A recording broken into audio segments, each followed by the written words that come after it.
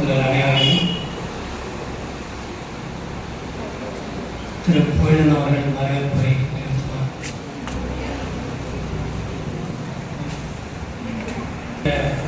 நினைவேந்தல் நிகழ்ச்சிக்கு பாவலருடைய எழுத்தறிவுகள் பரப்புகின்ற அந்த முயற்சி தொடர்பாகவும் இங்கே கலந்துரையாடல் நடைபெற இருக்கின்றது. வழக்கமாக பாவலர்களுடைய பிறந்த நாளோ நினைவு நாளோ யாராவது ஒரு 5 பேர் நாங்கள் மேடையிலே ஏறி பேசிக்கொண்டிருப்போம். நீங்கள் கேட்டுக்கொண்டிருப்பீர்கள். இன்று அந்த நிலை இல்லை. வந்திருக்கக்கூடிய நீங்கள் அனைவருமே நீங்கள் பாவலர்களை பற்றி அறிந்து கொண்ட, தெரிந்து கொண்ட அல்லது அவருடன் பழகிய, அவருடைய எழுத்துக்களை படித்த அந்த செய்திகளை எல்லாம் இங்கே பகிர்ந்து கொள்ளலாம். மாலை 5 மணி வரை நாம் இங்கே கூடியிருக்க போகின்றோம். இடையிலே உணவு நேரம் தவிர்த்து. ஆகவே நீங்கள் ஒவ்வொருவருமே இந்த வாய்ப்பில் உங்களுடைய அரிய கருத்துக்களை, சிந்தனை துளிகளை இங்கே எங்களிடம் பகிர்ந்து கொள்ள வேண்டும். பாவலர்களுடைய நினைவேந்தல் என்பது உண்மையாக அதுதான் இருக்கும். எழுதி செல்கின்றேன் நான் என்ன பயன் எண்ணி பார்க்கிறேன் என்று அன்று எழுதினார். 1968 எழுதினார். அந்த பயன் என்ன என்பதை நீங்கள் அனைவருமே இங்கே உணர்த்த வேண்டும். இந்த நேரத்தில் கேட்டுக்கொள்கிறேன். எல்லோருமே நீங்கள் பாவலரை பற்றி சொல்வதுடன் அவருடைய எழுத்துக்கள், அவருடைய பேச்சுகள் எப்படியெல்லாம் வெளியே பரப்பப்பட வேண்டும் என்பதை பற்றியும், அந்த அளவிலே நீங்கள் எந்த அளவுக்கு முயற்சி செய்வீர்கள் என்று சொன்னால், ஐயா அவர்கள் பிறந்து 91 ஆண்டுகள் முடிந்துவிட்டன.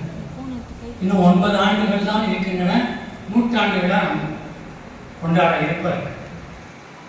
அந்த 100ஆண்டு விழாவிலே பாவலருடைய எழுத்துகள் ஒவ்வொரு தமிழருடைய இல்லத்திலும் இருக்க வேண்டும். இருந்தால்தான் அன்றைக்கு அந்த பெருமகனார் எதற்காக பாடுபட்டாரோ அந்த அந்த நிறைவேற்றை நோக்கி செல்கின்ற ஒரு செயலாக இன்னும் 9 ஆண்டுகள் இருக்கின்றன என்று வெறுமனே இருந்து விடாமல் இன்றிலிருந்தே அந்த முயற்சியை நாம் பார்க்க. பார்ப்பனர்கள், எதிரிகள், இரண்டர்கள் அந்த செயலை, தங்களுடைய செயலை அப்படித்தான் செய்கிறார்கள். அது அடுத்த மாதம் பார்த்து, அடுத்த மாதம் நானே என்று அமைந்து இருந்து விடுவதில்லை. ஆனால் நாம் அவ்வாறு இருப்பதில்லை. ஆகவே இன்றைக்கு அந்த வித்தை ஊன்றுவோம். இந்த மொழி ஆசிரியரும் பாவலர் ஐயாவுடைய மூத்த மகனும் ஆகிய மதிப்பிற்குரிய முனைவர் மா பூமுடன் அவர்களை தலைமையேற்று நடத்தி தருமாறு உங்கள் அனைவர் சார்பாக கேட்டுக்கொள்கிறேன். நன்றி.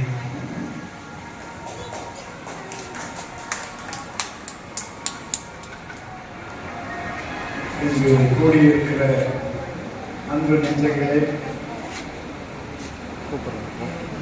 பாவலர் அவர்களுடைய 29வது நினைவேந்தல் நிகழ்ச்சியாக இன்று நாம் கூடியிருக்கிறோம். நான் முதலில் சொன்னது போல் பாவலர் ஐயாவை நேரில் பார்த்தவர்கள் உண்டு. அவருடைய குரல் வழி பார்த்தவர்கள் உண்டு. அவருடைய பாடல் வழி பார்த்தவர்கள் உண்டு. அவருடைய கட்டுரை எழுத்துகள் வழியாக, நூல்கள் வழியாக பார்த்தவர்கள் உண்டு. பொதுவாக இது போன்று ஒரு மரம் இருக்கும், நிறைய இலைகள் இருக்கும். ஆனா அங்க கனியும் காயமாக விளைகிற ஒன்றுதான் பயனுள்ள. அந்த மரத்தினுடைய பயனை அதனுடைய கணிக்கிற பெரிய அறிஞர்கள் தான் இந்த சமுதாயத்தை வழி நடத்துபவர்கள். அப்படி வழி நடத்துபவர்களாக சிலர் தோன்றுகிறார்கள். அப்படி ஒருவர் தான் பாவலர் எழுத்தறிஞர். இந்த மொழி அடிப்படையில் அதற்குரிய தொன்மை இருக்கிறது. நெடுங்காலத்திற்கு முன்பு தோன்றிய மொழி மிக சிறந்த இலக்கிய இலக்கண கட்டுகளை உருவாகி தானே மக்கள் வழியாக உருவான மொழி அந்த மொழிக்கு இன்றைக்கு அதிகாரம் இல்லை. ஒரு காலகட்டத்தில் அந்த கால அரசர்கள்லாம் புரந்து கொண்டார்கள். அந்த மொழியை படித்தவர்கள் எல்லாத்தையும் சேர்த்து இணைத்து அவர்களை உயர்த்தி, மொழியை உயர்த்தி இப்படியெல்லாம் பாடுபட்டு அந்த மொழியை வளர்த்தார்கள் என்றெல்லாம் சொல்லுகிறார்கள். உண்மைதான். அது என்ன வழியாக தெரிகிறது? நாம் எவரும் வாயில சொல்லிக் கொண்டிருக்கிற அதுக்கு சான்றுகளாக இலக்கியங்கள் இருக்கின்றன. இந்த மொழி இன்றைக்கு இந்த பல மொழிகள் பேசுகிற இந்திய நாட்டில் இந்த மொழிக்கு ஒரு மதிப்பும் இல்லாத இருக்கிறது, அதிகாரம் இல்லாத இருக்கிறது. இதை பற்றி கவலைப்பட்டவர்கள் நிறைய அறிஞர்கள் இருக்கிறாங்க. சென்ற நூற்றாண்டுல தான் இதை பற்றி கவலைப்பட்டாங்க.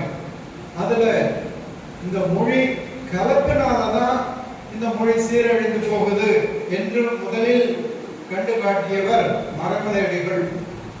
அவர்கள் தான் தனித்தமிழ் இயக்கம் தோற்றுவித்தாங்க. அதே நேரத்தில் மொழி மட்டும் இல்ல, இந்த இனமும் இந்த தமிழினமும் விழுந்து போயிருக்கிறது. தமிழினம் மட்டும் இல்ல, தமிழினம் சார்ந்த தமிழினம்னு சொன்னா தமிழ் மட்டும் இல்ல, இந்த தமிழினம்ன்றத ஒரு திராவிடம்ங்கிற ஒரு பேர்ல காதல் ஒரு பேர் வைத்தார். அந்த வகையில தமிழின சார்ந்த பிற மொழிகளும், தமிழ் சார்ந்த மலையாளம், கன்னடம், தெலுங்கு எல்லாமே விழுந்து கிடக்குது. நாம் எல்லாவற்றையும் உயர்த்தினால் ஆரியத்தை எதிர்க்கலாம் என்கிற நிலையில அன்றைக்கு பெரியார், தந்தை பெரியார் எனப்பட்டவர், அவர் எடுத்து இந்த இனத்தை மீட்புக்காக பல செய்திகளை போட்டார். இந்த நாடெல்லாம் அவருடைய சொற்பொழிவை அங்கங்க ஊர் பட்டி தொட்டியெல்லாம் சென்று செய்தார். இந்த மரமலையடிகள் முழுவதுமாக மொழிக்காக ஈடுபட்டவர். இந்த மொழியினுடைய வீழ்ச்சி இனத்தாலேயும் நாட்டாலேயும் இருக்கிறது என்கிறதெல்லாம் அவர் உணரல. ஒரு மொழியை மட்டும்தான் எடுத்துக்கிட்டார். தந்தை பெரியார் என்ன செய்தார்? அவருக்கு இந்த மொழியை பற்றி எல்லாம் அக்கறை அதிகமாக செலுத்தல. இனத்தை பற்றிய, இன வீழ்ச்சியை பற்றியும் இன எழுச்சியை பற்றியும் தான் அவர் கவலைப்பட்டார். ஆரியத்தினுடைய எதிர்ப்பை எதிர்கொண்டார். அதை மக்களுக்கு உணர்த்தினார். எனவே இவர்களெல்லாம் முழுமைப்பட்ட நிலையில் இதையெல்லாம் முழுவதுமாக உள்வாங்கி அதற்காக பாடுபட்டவர் அறிஞர்கள்லாம் பலரும் உண்டு. அதுல முதன்மையானவராக நமக்கு தெரிந்தவர் இன்றைக்கு பாவலர்கள் தெரிந்திருக்கிறார். அவர் ஒரு அறிஞர், ஒரு பொது தொண்டர். அவர் அந்த சமூகத்துக்காக முழு தன் வாழ்க்கையை ஈர்த்தவர்கள் எல்லாமே அவர்கள் எண்ணின எல்லா செயல்பாடுகளையும் அவர்களுடைய வாழ்நாளில் விட்டு விடுகிறது இல்லை. அவர்கள் எண்ணின இலக்கையெல்லாம் எழுது விடுகிறது இல்லை. அதற்கு பிறகு அவருடைய கொள்கையை செயல்பாட்டுக்கு கொண்டு வருவதற்காக அவருடைய பெருங்கடையினர்களாக இருப்பாங்க. பெருங்கடையினர்னா நாம எளிதா சொல்லுகிறது என்னது? வாரிசுன்னு சொல்றாங்க இல்லையா? அது வட சொல். பெருங்கடையினர் அவருக்கு பின்னணி வந்து அவர்களை பின்பற்றுபவர்கள் பெருங்கடையினர். பின்பற்றுபவர்கள் இரு வகையில இருக்கலாம். உறுதி வகையிலையும் அவருடைய தொடர்ச்சி இருக்கலாம், அவருடைய கொள்கை வழியிலையும் இருக்கலாம். இதுக்கெல்லாம் ஒரு வேறுபாடு இல்லை. நாம இப்ப எல்லாருமே கொள்கை பெருங்கடையினராக அவர் என்ன எழுதியிருக்கிறார், என்ன செய்ய வேண்டும், நம்ம என்ன கொண்டு போக வேண்டும் என்கிற எண்ணத்தை கொள்பவர்களாக தான் இருக்கிறோம். இதுல குருதி பெருங்கடையினர் நெடுநாள் அவர்களோட பார்த்தவர்கள், நாம நெடுநாள் பார்த்தவர்கள் அவர்களை பின்பற்றிய அவருடைய எழுத்துக்களை எல்லாம் நாம மீட்டு கொண்டு வருகிறதுக்கு கடமைப்பட்டவர்களாக இருக்கிறோம். நாம் மட்டுமே முடியுமா என்றால் அவர் தமிழ்நாடு முழுவதும் சுற்றி வந்தார். எனவே அவருடைய வழிகாட்டுதல், அவருடைய தொண்டையெல்லாம் பசுமையாக நெஞ்சில் ஏந்தி கொண்டிருக்கிறவர்கள் தமிழ்நாடு முழுவதும் இருக்கிறார்கள். தமிழ்நாட்டை தாண்டியும் இருக்கிறார்கள். தமிழ்நாட்டை தாண்டியும் தமிழர்கள் வாழ்கிற இடமெல்லாம் இருக்கிறார்கள். அவர்கள்லாம் சுற்றுப்பயணம் மேற்கொண்டு அதெல்லாம் பசுமையாக அங்கே போய் வந்த செயல்பாடுகள் எல்லாம் அங்க இருக்கிற முதியவர்கள் தான் எண்ணிக்கொண்டிருக்கிறார்கள். அவர்களிடம் எல்லா எழுத்தும் கிடைத்துவிடும் என்று சொல்லிட முடியாது.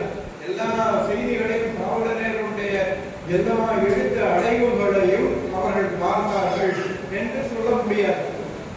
இங்க இருக்கிறவர்களே ஒரு பாடலால் ஊட்டப்பட்டு அல்லது ஒரு நிகழ்ச்சியால் ஊட்டப்பட்டு ஒரு போராட்டத்தில் கலந்து கொண்ட நிலைகளில் அந்த ஒரு உணர்ச்சியால் ஊட்டப்பட்டவர்களாக இருக்கலாம். ஆனால் முழுவதுமாக இந்த ஒரு ஒரு செடியை வைத்து எடுத்துக்காட்டுக்கு செடியே நான் ஒரு மனம் எடுத்துக்கொள்வோம். அதுல இலைக்கு ஒரு மனம் இருக்கும், மலருக்கு ஒரு மனம் இருக்கும். இந்த சில செடிகள் எந்த இடத்துல வேர் எடுத்தாலும் ஒரே மனம் தான், இலை எடுத்தாலும் ஒரே மனம் தான், காய் எடுத்தாலும். இந்த துளசி செடியெல்லாம் அந்த போன்ற வகை உள்ளது. துளசி செடிங்கிறது நான் வேற எதுவும் அந்த இலை தொடர்பானதெல்லாம் சொல்லுகிறது. அது ஒரு செடி, அது மருத்துவ குணம் உள்ளது, அவ்வளவுதான்.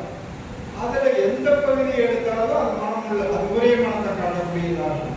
மலராக இருந்தாலும் ஒரே மனம் தான். ஆனா மல்லிகைப்பூ செடி இலைக்குன்னா அது வேற இலை மனம் தான் அடிக்கும், பூவை தான் மணக்கும். இது போன்று அவருடைய எல்லா பகுதியுமே இலக்கியமாக இருக்கட்டும், அவர் படித்த இலக்கியமாக இருக்கட்டும், காவியமாக இருக்கட்டும், இயற்கை வழிபட்ட இயற்கையினுடைய பார்வைகள் தான் அவர்களிடமும் இருக்கும். அதுல மாந்தத்தன்மைகளுடைய உணர்வுகளும் இருக்கும். இளைஞர்களாக இருக்கும்போது அதுல காதல் உணர்வும் சுவைப்படும், அதே நேரத்துல பல உணர்வுகளையே காட்டியிருக்கும். ஆனாலும் மூலமாக இருப்பது தமிழ் இனம், தமிழ் மொழி, தமிழ் இனம், தமிழ் நாடு இது விழுந்து கிடக்கிறதே என்று எழுச்சி வரக்கூடிய அந்த செயல்பாடுகள் தான். இது பாவாணர் மரநடிகளுக்கு பிறகு பாவாணரே அந்த வேலையை தான் செய்தார். பாவாணர் பல இடங்கள்ல தமிழினத்தை பற்றி, தமிழ் மொழியை தாண்டி தமிழினத்தை பற்றிய எழுச்சியை கூறியிருக்கிறார். பாவேந்தர் தமிழை எழுச்சிதான் அவருக்கு, மொழியும் தமிழை எழுச்சியும் தான் இருக்கு. அதற்கு மேல யாராக இருந்தாலும் தமிழனுக்கு ஒரு நாடு அமைய வேண்டும், ஒரு மண் அமைய வேண்டும். அந்த மண் இருந்தால்தான் அவனுக்கு அந்த மண் உரிமை வேண்டும். அந்த மண்ணில் இருந்து தான் அவன் சொல்ல வேண்டும். இன்றைக்கு நம்ம நாடு நம்ம கையில் இல்லை, நம்முடைய இனத்தை ஒடுக்கக்கூடிய பல கூறுகள் இருக்கிறது. இதை எதிர்கொண்டு நம்மை காத்துக்கொள்ளுகிற அந்த திறன் நம்மிடம் இல்லை, அதிகாரம் இல்லை. வருகிறவர்கள் தான் வேறு மொழிக்காரர்களாக இருக்கிறார்கள். ஐயா பாடினது போல எல்லாவற்றிலும் ஏமாந்த நாடாக இருக்கிறது, ஏமாந்தவனாக இருக்கிறான். மொழி அளவிலும், இன அளவிலும், நாட்டு அளவிலும் எல்லாரும் ஏமாந்து போகிற நிலைகள் இன்னும் தொடர்ந்து கொண்டுதான் இருக்குது. இன்றைக்கு எழுச்சி வரக்கூடிய நிலைகள் இல்லை. இந்த நினைவேந்தல் நாள் என்று அவருடைய பாடல்களை, அவருடைய கருத்துக்களை உள்வாங்கி அவருடைய தீர்வுகள் சிலர் சொல்லி இருப்பார் இல்லையா, அந்த தீர்வுகளை பற்றி எண்ணி நாம் நம்மை தீட்டிக் கொள்வதற்கும் அதை உயர்த்திக் கொள்வதற்குமான இந்த நாள் அவருக்கு பயன்படும். அவரை பற்றிய எண்ணத்தை அவர் வாழ்ந்த போதே ஒரு பெரிய அளவில் இதற்கெல்லாம் அவருடைய செயல்பாட்டுக்கெல்லாம் ஒரு பொருள் திரட்டி கொண்டு அதெல்லாம் முடித்து ஒரு கருவிகள்லாம் எடுத்துக்கொண்டு வந்தவர் இல்லை. மிக எளிமைய குடியில ரொம்ப அந்த ஊரே பட்டிக்காடு என்று சொல்லுவதற்கு மிகவும் பொருத்தமான ஊர் பட்டிக்காடாக இருந்தது. அதிலேயே எந்த முன்னேற்றமும் கிடையாது. அந்த மக்களிடமும் அதிலையும் அடித்தட்டில இருந்து உயர்ந்து கொள்ளக்கூடிய பொருளியலும் இல்லை, எந்த வகையான முன்னேற்றமும் இல்லாத அங்கிருந்து கிளம்பி அந்த ஊரை தாண்டி அந்த பக்கத்தில் இருக்கிற நகரம் சேலம் நகரத்துல கல்வியை பெற்றுக்கொண்டு அங்கேயே உணர்வூட்டக்கூடிய ஆசிரியர்களை பெற்றார். அதுல மூலமானவர் பொன்னம்பலனார். அவர் தான் அந்த பொன்னம்பலனார் தான் அவருடைய இந்த உணர்வுக்கு தீனி போட்டவராக இருந்தார் பள்ளியில். அதற்கு பிறகு பாவாணரை சந்திக்கிறார் கல்லூரியில். அதற்கு பிறகு பாவலர்களை தேடி ஓடி வந்த போதுதான் பாவேந்தர் அவர்கள் தென்பட்டார். இந்த 3 பேருடைய துணையுடன் தான் அவருடைய உணர்வெல்லாம் ஏந்தி கொண்டு மொழிக்காக முன் வருகிறார். அப்புறம் இனநிலைகளுக்காக முன் வருகிறார். அவருடைய வாழ்க்கையே போராட்டமாக இருந்தது. என்ன வகை? ஒன்று மொழிக்கான போராட்டம் தான் இருக்க, பொருளியல் போராட்டம். அதற்காக எந்த செயல்பாட்டையும் அவர் நிறுத்தவில்லை. அது ஒன்றுதான் அவருடைய சிறப்பு. எந்த ஒரு பொருளியல் தடைக்காகவும் நாம் கொண்டு செலுத்தக்கூடிய பல கருவிகளை எடுத்துக்கொண்டார். அதுல மூலமான கருவி ஒன்று அவர் இதழ் நடத்தின தென்மொழி. அவர் சில கருவிகளை தான் எடுத்துக்கொண்டார். சொற்பொழிவு வழியாகவும், பேச்சு உரை வழியாகவும், நூல்கள் வழியாகவும், இதழ் வழியாகவும் தன்னுடைய கொள்கைகளை செயல்படுத்த பரப்புவதற்காக எடுத்துக்கொண்டார். அப்படி ஒன்றுதான் நாம பார்க்கிற தென்மொழி. அது 59வது ஆண்டு தொடங்கினார். தொடங்கி அவருடைய காலம் முழுவதும் விடாது நடத்தி அதை அதுவே ஒரு இயக்கமாக இருந்தது. தென்மொழி ஒரு இதழ் என்று, ஒரு இயக்கம் என்று சொல்லி அந்த இதழ் ஒவ்வொரு இதழும் கொண்டு வருவதற்கு ஒரு மகப்பேறு போலதான். அவ்வளவு சொல்லப்பட்டு பொருளியல் முறையினால அவ்வளவு சொல்லப்பட்டு ஒவ்வொரு இதழையும் கொண்டு வந்தார். அந்த இதழ் தான் தீப்பொறி போல பரவின. தமிழ்நாட்டை தாண்டி பல நாடுகளில் தமிழர் வாழ்கிற நாடுகள்லாம் பரவினர். அந்த செய்திகளை நிறைய செய்திகள் தெரிந்து கொள்ள வேண்டும். அவருடைய நூல்கள்னா அவருடைய படைப்புகள் எல்லாவற்றையும் அடக்கி எழுத்தடைப்புகள் என்று கொண்டு வர ஒரு பெரிய முயற்சியை நாம் செய்து கொண்டிருக்கிறோம். அந்த முயற்சியில நாம் எல்லாம் பங்கு பெற வேண்டும். அதை எப்படி பரப்புவது என்று நாம் எண்ண வேண்டும். அதை பற்றிய கலந்துரையாடல் தான் இங்கே. அது பரப்பின உடனே நம்முடைய செயல்பாடு முடிந்தது என்று நாம் கூறிவிட முடியாது. ஏனென்றால் அதனுடைய படைப்புகள் தொகுக்கப்பட்டு வந்திருக்கின்றன, இதற்கு முன்பு வந்திருக்கின்றன. அவர் காலத்துக்கு பிறகு மரநடிகள் என்று 100 ஆண்டுக்கு முன்னாடி வாழ்ந்தவரை அதற்கு இப்பொழுதுதான் அந்த நூல்கள் முழுவதுமா வந்திருக்கிறது. எல்லாமே வந்தவுடனே எல்லாம் படிச்சு அப்படின்னு நெஞ்சில் எழுதி கொள்ள முடியாது.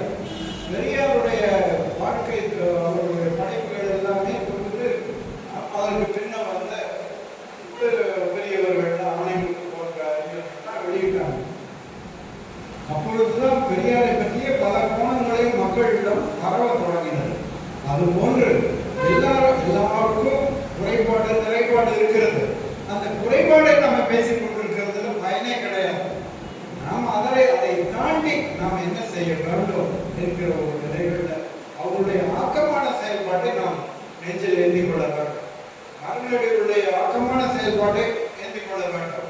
அவருடைய வேற ஏதாவது குறைபாடுகள் இருந்தால் அதை பற்றி நாம் பொருட்படுத்த வேண்டாம். பெரியாரிடமும் அதே போன்றதுதான். நாம் அவருடைய நல்ல செய்திகளை எல்லாம் எடுத்துக்கொள்கிறோம். மற்றபடி அவரும் பல குறைபாடான செயல்பாடுகள் இருக்கலாம். அதை பற்றியெல்லாம் நாம எடுத்து அதை பரப்பி கொண்டிருக்க வேண்டாம். ஆனா புரிந்து கொள்ள வேண்டும். இவர் இப்படி இருக்கிறார் என்று கட்டாயம் புரிந்து கொள்ள வேண்டும். அதை அப்ப புரிந்து கொண்டால்தான் அதை நிறைவு செய்யக்கூடிய வகையில் நம்முடைய செயல்பாடுகள் அமையும். இன்றைக்கு நாமெல்லாம் ஒதுக்கி விட்டோம்னா யாருமே நிச்ச முடியாது. அதனால நாம பெரியாருடைய ஆணையத்தை வெளியிட்டார் இல்லையா, அதற்கு பிறகுதான் பெரியாரை பற்றிய முழு புரிதலும் இந்த நாட்டில் கிடைத்தது. மறைநடிகளுடைய முழு புரிதலும் இந்த நாட்டில் தெரிய வந்தது. அது ஒரு ஆவலர்கள் அடைவுகள் எல்லாம் எழுத்தடைவுகள் வந்த பிறகுதான் நாம் முழுவதுமாக தெரிந்து கொள்ள முடியும். அப்படி தெரிந்து கொண்ட பிறகுதான் அதற்கு பிறகு நாம் தான் இந்த இளைஞர்கள்லாம் நாம் என்ன எந்த பகுதியை நாம் எடுத்து செல்லலாம் என்று. ஏனென்றால் எல்லா வகையிலும் மூளையாக இருக்கிற நிலைதான் இருக்கிறது. எல்லாவற்றிலும் குறைபாடு இருக்கிறது. நம்ம மொழியில மட்டுமல்ல, பண்பாட்டுல, கலை பண்பாட்டுல, கலைகள்ல எல்லாவற்றிலும் ஆரிய ஊடுருவல் இருக்கு. அதை நுழைக்க வேண்டும். தனித்தமிழ் என்ற தமிழ்ல மட்டுமே தமிழ் தனித்தமிழ் இல்லை, எல்லா கலைகள்லையுமே இருக்குது. பாடல்ல இருக்கு, இசைகள்ல இருக்கு, நாட்டியத்துல இருக்கு. எதுவுமே சொந்தம் இல்லைன்றது போல கொண்டு வரோம். இருக்கிற நாம தூக்கி பிடிக்கிற திருக்குறள்ல இது வேதமுடையது அப்படின்னு அதுக்காக முடிந்த பார்க்கிறோம். நம்ம எல்லாவற்றையும் எதிர்க்க வேண்டியது இருக்குது. அதற்கு எதிர்க்கிறது மட்டும் நாம் புரிந்து கொள்ள வேண்டியது. அந்த புரிதலுக்கான ஆடிதான் பெருக்காடிதான், ஒரு பெருக்காடிதான் பெருந்தகனார். அவரை நாம் புரிந்து கொண்டு அவருடைய வழியாக பல செய்திகளை புரிந்து கொள்வதற்கு அது வாய்ப்பாக இருக்கும் என்று கூறி இந்த நிகழ்ச்சியில அவரை பற்றி தெரிந்த செய்திகளை உங்களுக்கு தோன்றினது அடுத்தவர்களுக்கு தெரிவிக்க வேண்டும் என்று எண்ணுகிற செய்திகளை அவர்கள் இளைஞர்களாக இருந்தாலும் சரி, மூத்தவர்களாக இருந்தாலும் சரி, இங்கு பல அறிஞர்கள் வந்திருக்கிறார்கள். குறிப்பிட்டு நான் சொல்லக்கூடிய அளவில் குறிப்பிட்டு ஒவ்வொருவரை பற்றிய சிறப்புகளை சொன்னால் நான்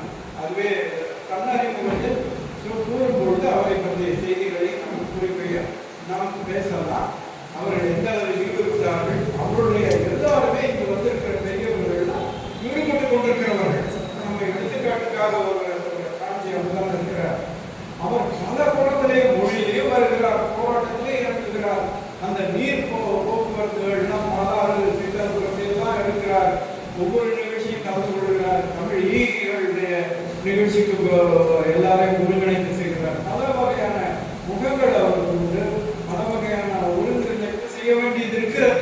ஏன்னா ஒருத்தரா இருக்க முடியாது. பல திரைப்படங்கள்ல ஒரு 2 வேடம் 10 வேடங்கள்லாம் எடுக்கிற பாருங்க. அதுபோல பல வேடங்களே இருந்து பலமாய் போராட்டங்களை நாம் முன்னெடுக்க வேண்டி இருக்கிறது என்ற அளவில் அவருடைய மாவீரர் பற்றி அவருடைய கூர்மையான ஒரு செய்தியை நாம் பகிர்ந்து கொள்வோம். அதற்கு பிறகு எழுத்தடைவுகளை பற்றி அது வெளியே வர இருக்கிறது இல்லையா, அது பெரிய அளவில் A4 அளவில்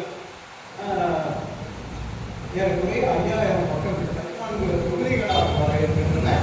அதை பற்றிய செய்தி, அதை பரப்ப வேண்டிய நிலைகளில் அது அரசையும் நாம் நாடுகிறோம், நூலகங்களையும் நாம் நாடுகிறோம். இதற்கு நமக்கு முன்வழி திட்டம், அது ஒரு பெரிய வேலை. இந்த பெரிய வேலையை நாம் செய்யக்கூடிய ஆற்றல் நமக்கு இருக்கிறதா என்றால் நம்மையும் தாண்டிய செயல்பாடு அது. எனவே அதை நாம் எப்படி நம்ம வெளியிடுவதற்கு நாம் முன்னேறிக்க வேண்டும். நம்ம தமிழ்நாட்டில் பல அறிஞர்களும் இன்றைக்கு அவர் முன்னிலைப்பு திட்டத்திற்காகவே அந்த அவர்களால் செய்ய முடிகிற அளவில் அவங்க புகையடைந்திருக்கிறார்கள், நிலை சேர்ந்திருக்கிறார்கள். அந்த வகையில் அவங்க நமக்கு பெரிய மறு கிடைக்கும். மாவீரர் சொல்வார், சுமையாய் வரும் கைமாறு தொடங்கப்பா போர் தமிழர் உயிர் மாறுன்னு சொல்லுவார். அதுபோல கைமாறுகள் வரும், அவர்கள் போய் அணுகுவார். நம்முடைய குரல் மிக சிறியது. நான் மட்டுமே இங்கு பேசினால் இந்த அழைக்க கூட கேட்காது, சரியாக அங்க இருக்கிறவருக்கு கேட்காது. என்னென்றால் ஒரு ஒலிபெருக்கியை நாம் வைத்துக் கொண்டோம். அது போன்று நம்முடைய உதவி பொருள்கள் இருப்பாங்க. நான் ஊடகம் மிக சிறியதாக இருக்கிறது. எல்லாரையும் எண்ணி விட வேண்டும் என்று எதிர்பார்க்க முடியாது. ஒருவர் அங்கெல்லாம் எண்ணி ஒருவர் எங்கேயோ இருந்து போலையிலிருந்து வருத்தப்பட்டுக் கொண்டிருக்கிறார் இருந்தார். நம்ம இதெல்லாம் நடக்கலையே வருத்தப்பட்டு கொண்டிருக்கிறார். அவர் காதல போய் விழுந்தார். அட இதைத்தான் நான் எதிர்பார்த்தேன், வர்றதுக்கு வாய்ப்பு இருக்கு. அவர்கள் காதல உணரக்கூடியார்கள் நாம் உயர்த்தி சொல்ல வேண்டிய பரப்ப வேண்டிய நிலையில் இருக்கோம். இங்கு இளைஞர்கள்லாம் நிறைய ஈடுபட்டு வந்திருக்கிறார்கள், விஷயம் இருக்கிறது. அதே போல் பெரம்பலூர்லாம் வந்தார்கள். திருச்சியில் பின்ன குறைவாகவும் ஓரளவும் வந்தார்கள். எனவே இளைஞர்கள்லாம் இப்போ வருகிற ஒரு நிலை தான் இருக்கிறது. அதனால் பல இளைஞர்களுடைய கூட்டத்தை கூட்டுகிறார்கள், தமிழ் தேசியத்தை பற்றி பேசுகிறார்கள். அதில் சில முரண்பாடுகள்லாம் இருக்கும், அப்படிதான் இருக்கும். அதெல்லாம் சரி செய்து வருகிறதுக்கு கொஞ்சம் நாளாகும். அதெல்லாம் அடுத்த படநிலை. அவர்களே நாம் திறனாய் பண்ணி கொண்டிருந்தா அதுவே ஒரு வாழ்க்கையாகும். நம்ம ஆக்கமான செயல்களை செய்ய அல்லவை தேய அறம்பெருகும் நல்லவை நாளை இனிய சொல்லின் அப்படின்னு ஒரு திருக்குறள். நல்லவை நாளை இனிய சொல்லுவோம், நல்லவை தானாக அழிந்துவோம். இது தான் எதிரி அப்படின்னு நம்ம ஆட்களே நாம் காட்டிக் கொண்டிருக்க தேவையில்லை. எல்லாரும் அவர் அயலவராக கூட இருக்கலாம், நமக்கு என்ன பயன்? கால்வல் போல ஒரு உழைத்த அயலவர் நமக்கு இல்லை, அவர் கண்டு காட்டினவர் இல்லை. அதுபோல பலவரையும் நாம் எடுத்துக்கொள்ள வேண்டும் என்ற வகையில் அவரே பல சரியான புரிதல் இல்லை. மாவாளர் அதை குறித்து காட்டுகிறார். கால்வல் கண்காணியரை கடிஞ்சறுக்கல்கள் அப்படின்னு எழுதினார். ஆனா கால்வலுடைய நூலை எழுந்தெண்ணி படித்தவர் ஆவார். நாம தான் படிக்கணும். முதல்ல கால்வலை பத்தி பேசுறோம், அவன் ஏன் பேசுறான், இவன் ஏன் பேசுறான்லாம் சொல்லிட்டு இருக்கோம். நம்ம கால்வல் நூலை படித்தோமா? இன்றைக்கு சரியான மொழிபெயர்ப்பு வந்திருக்கிறது. உலக தமிழ் ஆராய்ச்சி நிறுவனத்தில் மிகவும் சிறப்பான ஒரு மொழிபெயர்ப்பு வந்திருக்கிறது. அதை வாங்க வேண்டும், நாம் எல்லாம் படிக்க வேண்டும். நம்ம மொழியியல்காரர்களாக இருக்கலாம், வேற எந்த துறையில் உள்ளவர்களாகவும் இருக்கலாம். அவர்கள் படித்து அதை முன்னெடுத்துக் கொள்ள வேண்டிய நிலையில் நாங்கள் இருக்கிறோம் என்று கூறி நாம் எல்லாரையும் அவருடைய கருத்துக்களை எல்லாம் தெரிந்து கொள்வதற்கு ஒரு வாய்ப்பாக இந்த கூட்டம் அமைந்திருக்கிறது. அவர்கள் எல்லாம் ஒருவராக பேச வேண்டும் என்று ஒருங்கிணைப்பாளர் அவர் முனைவர் மனோகரன், அவர் இந்த இலக்கியங்களையும் தமிழ் இலக்கணத்தையும் உலகம் முழுவதும் மாணவர்கள் வழி இணைய வழி வைத்து பைந்தமிழ் கல்வி ஆசிரியர் என்ற ஒரு அமைப்பை வைத்து இணைய வழியாக உலகமெல்லாம் பார்த்து கொண்டிருக்கிற ஒரு பெருந்தொண்டை செய்து கொண்டிருக்கிறார். அடுத்தது கொலையரன் அவர்கள் முழுவதுமான காவலர்களுடைய வாழ்க்கை முழுவதுமான தொழிலை உங்களுக்கு தரவிருக்கிறார். அந்த திரட்டு தொகுப்பு ஒருங்கிணைப்பு அவர் அவர்கள் எல்லாரையும் ஒருங்கிணைத்து இந்த செய்தியை கூட இருக்கிறார். எல்லாம் அனைவருக்கும் உங்களுடைய ஒரு நல்வரவு நல்வரவாக என்று கூறி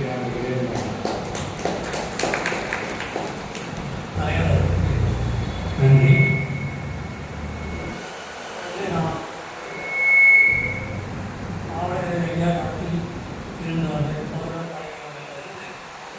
அவரிடம் பழகாமல் அவரை பற்றி அறிந்தவர்கள், அவருடைய எழுத்துக்களை பேச்சுகளை அறிந்தவர்கள், கேட்டவர்கள், படித்தவர்கள் என்று பல தரப்பில் இருந்தும் அதே போல் அகவை முதிர்ந்தவரிலிருந்து இளையோர் வரை குழுமியிருக்கின்றோம். ஒரு நல்ல சூழல்.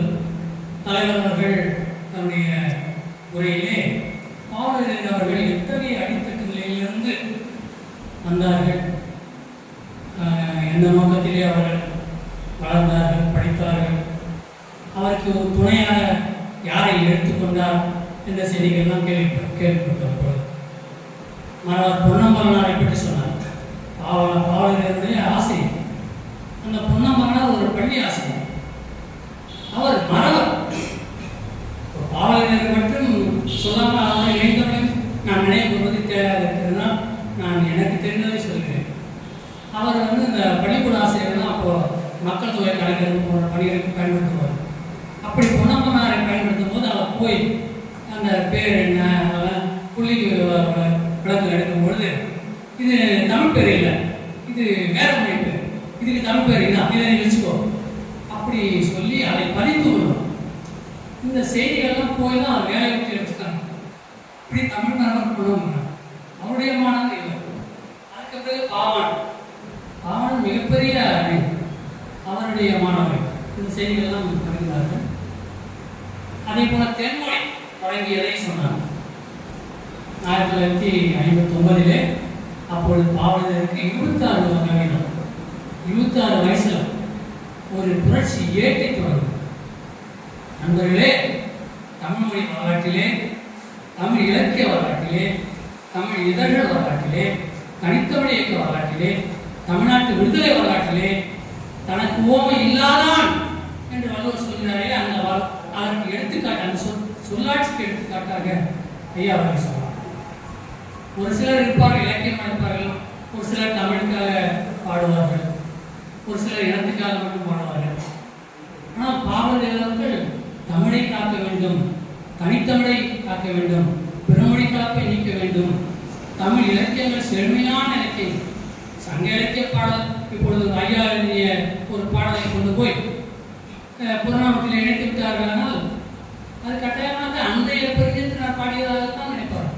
அந்த அளவுக்கு இலக்கியத்தில். அதே போல இங்கே ஐயா பாடினார்களா, என்ன எழுதினும் என்ன பேசினும் ஏழைக்கு ஒரு பயன் சேர்ந்ததா, அவன் எரியும் சாப்பசி இருந்ததா, செம்பொன்னை உரைக்கணும், புரட்சி புதுமைகள் பெருக்கினோம், புரட்சி நடந்ததா, ஏழை பசி தீர்ந்ததான் பண்ணாங்க. அந்த மாதிரி எளிமையான பாடல்கள், இலக்கியத்தரமான பாடல்கள், எளிமையான பாடல்கள், பாவியங்கள் 13 அளவிலேயே பாவியம். பாவியம் சொன்னால் நீண்ட ஒரு கதையை நீண்ட பாடல்களாக எழுதுவது. அத்தனை பாவியங்கள் படைத்திருக்கிறார். பள்ளி பருவத்திலேயே குழந்தைகள் இதழ் நடத்தினார், கையெழுத்து இதழை நடத்தினார். அதைத்தான் இங்கே நம்முடைய தலைவர் நினைவு கொண்டார். அந்த தென்மொழி புரட்சியராக இருந்தது. அந்த கருவியாக எடுத்துக்கொண்டார். நாம் கொண்ட கொள்கைகளுக்காக அந்த கருவியை கையில் எழுதினார் என்று சொன்னால் நாம் இன்றைக்கு நினைத்து பார்த்தால் வெறும் ஏற்றுக்கொள்ள முடியாத கற்பனையாக ஏதோ சொல்கிறார்கள் நினைக்க வேண்டாம். உண்மையிலேயே அது தென்மொழி இதழ் என்ற இயக்கம் 7 கொள்கைகளை அவர் வரையறுத்திருந்தார்கள். உயர்ந்த கொள்கைகள். இந்த கொள்கைகள் தமிழ்நாட்டில் மட்டுமல்ல, தென்மொழிகள் இந்தியாவுடைய பிற மாநிலங்கள் மட்டுமல்ல, பிற நாடுகளிலும் தமிழர்கள் எங்கெல்லாம் வாழ்ந்தார்களோ அங்கெல்லாம். இன்னும் சொல்ல போனால் அதில் வருகின்ற வாசகர் கடிதத்தை பார்த்தால் படைத்துறையிலே, இந்திய படைத்துறையிலே இருந்து 2 பேர் கடிதம் எழுதுவார், அச்சமின்றி எழுதுவார்.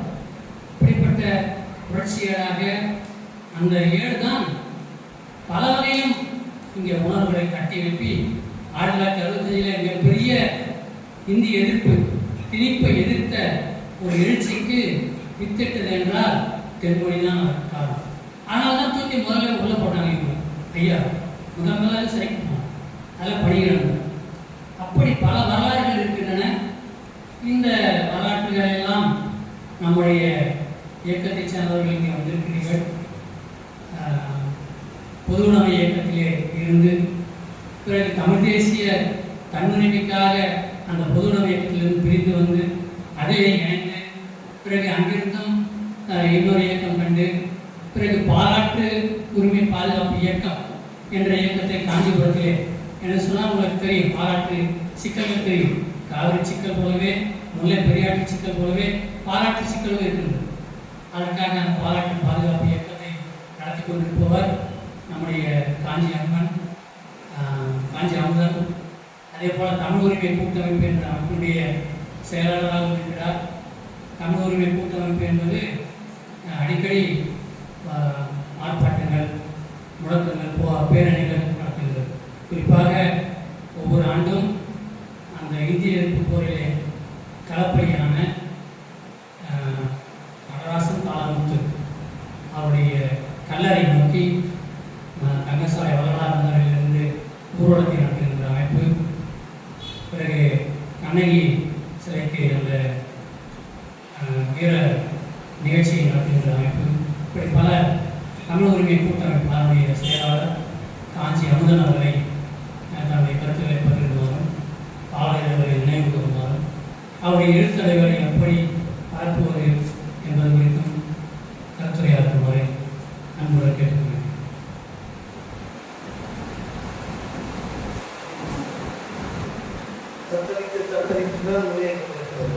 எப்பவுமே ஒரு நெருக்கடி வரும்போது தான் தமிழ்நாட்டில் ஒரு வீடு கொண்ட எழுச்சி என்பது வந்திருக்கு. பாவலர்கள் வந்து பார்த்தீங்கன்னா இன்னைக்கு தமிழ்நாடு தமிழ் தேசியம் பேசுறது ஒரு எளிமையான இதெல்லாம் பேச முடியாத காரணம் வந்து நம்ம காலத்திலே தமிழ் பேசினா குறுகி பார்க்கறது, தமிழ் பேசணும்னா அது ஏதோ குற்றமான ஒரு செயல், ஈழன்னு பேசுனா அவங்க கண்காணிப்பு ஒரு அரசு எந்திரத்தினுடைய கண்காணிப்பிலிருந்து பொதுவாக பாவலர்கள்லாம் வந்து நெகிழ்வுத்தன்மை உள்ளவர்களாக இருப்பாங்க. எங்கேயாவது நெகிழ்வு கொள்வாங்க, கொஞ்சம் இறங்கி கொள்வாங்க. ஆனால் எனக்கு தெரிஞ்சு எந்த நெகிழ்வு சொல்லியும் இல்லாமல் நிமிர்ந்து கடைசி வரை நிமிர்ந்து வாழ்ந்தவர் பாவலர். ஆதிக்கத்தை எதிர்த்து அவரோட வந்து பார்த்தீங்கன்னா ஒரு நெருக்கமான பழக்கம்லாம் சொல்ல முடியாது. ஆனாலும் நான் சின்ன வயசுல ஒரு 14-15 வயசுல வாலிபர் சங்கம் ஒரு அமைப்புல இந்திய கம்யூனிஸ்ட் கட்சியுடைய அமைப்புல இளைஞர் அமைப்புல நாங்கள் இருக்கோம். 82 85 இந்த 85 காலகட்டம் வந்து பார்த்தீங்கன்னா ஈழத்தினுடைய போராட்டத்தினுடைய தாக்கம் இருக்கிறாங்க. அந்த தாக்கத்தில் தான் தமிழ்நாட்டில் பல்வேறு அமைப்புகளில் பல்வேறு வகையான மாற்றங்கள் ஏற்படும். குறிப்பாக தேசிய பிரச்சனையில கவனம் செலுத்தணும் மார்க்சிய இயக்கங்கள். அந்த வகையில் நாங்கள் வெளியே வரும்போது அந்த 86-87 காலகட்டம் ஒரு தமிழ்நாட்டில் ஒரு எழுச்சியான காலகட்டம். அப்போது பல்வேறு நிலைகள் அமைப்பாக இருந்தவங்க ஒரு குறையின் கீழே அந்தந்த நிகழ்வுகளை கலந்துட்டாங்க. ஒரு சின்ன சின்ன நிகழ்வுகள் நம்ம நினைத்தாங்க. ஒரு சின்ன நிகழ்வு கூட ஒரு பெரும் மாற்றத்தை பிறகு ஏதோ ஒரு வகையில் உருவாக்கக்கூடிய விளைவு உண்டாக்குது. அந்த வகையில் மயிலாப்பூர்ல ஒரு கூட்டம், ஒரு அரங்கு, ஒரு மண்டபத்தில் ஈழத்தமிழருக்கான அந்த ஒடுக்குமுறைக்கு எதிர்த்து ஈழத்தமிழரை வந்து அவருடைய போராட்டத்தை சுயநிதிய போராட்டம், கல்லூரி போராட்டத்தை ஆதரிக்கணும் அப்படின்னு பல கூட்டங்கள் தொடர்ந்து பல முறை நடந்தது. அதிலே ஒரு கூட்டம் வந்து மயிலாப்பூர் ஒரு மண்டபத்தில் குலக்கரை மண்டபத்தில் நடக்கும்போது ஐயாவை அந்த நிகழ்வுகள் நாங்களும் காந்தி கதைக்குழுன்னு காந்திபுரத்தில் நம்ம எம்சிபின்னு நம்ம அமைப்பு இருந்தோம். அப்போ வந்தோம், ஒரு நாடகம் போட்டோம். ஐயாவும் அந்த நிகழ்வில் பங்கேற்றாங்க. அவர் தான் அந்த நிகழ்வில் சிறப்புரை சொன்னாங்க. ஐயாவை வந்து பார்த்தீங்கன்னா பார்ப்பதற்கே தோற்றமே ஒரு படபடப்பாக இருப்பார். எப்பவுமே அவர் எண்ணத்தடை நல்லா வாரது அந்த வெள்ளை முடியெல்லாம் அது வெள்ளைக்கே தைரியம். அந்த தோற்ற முடிவு பார்த்தீங்கன்னா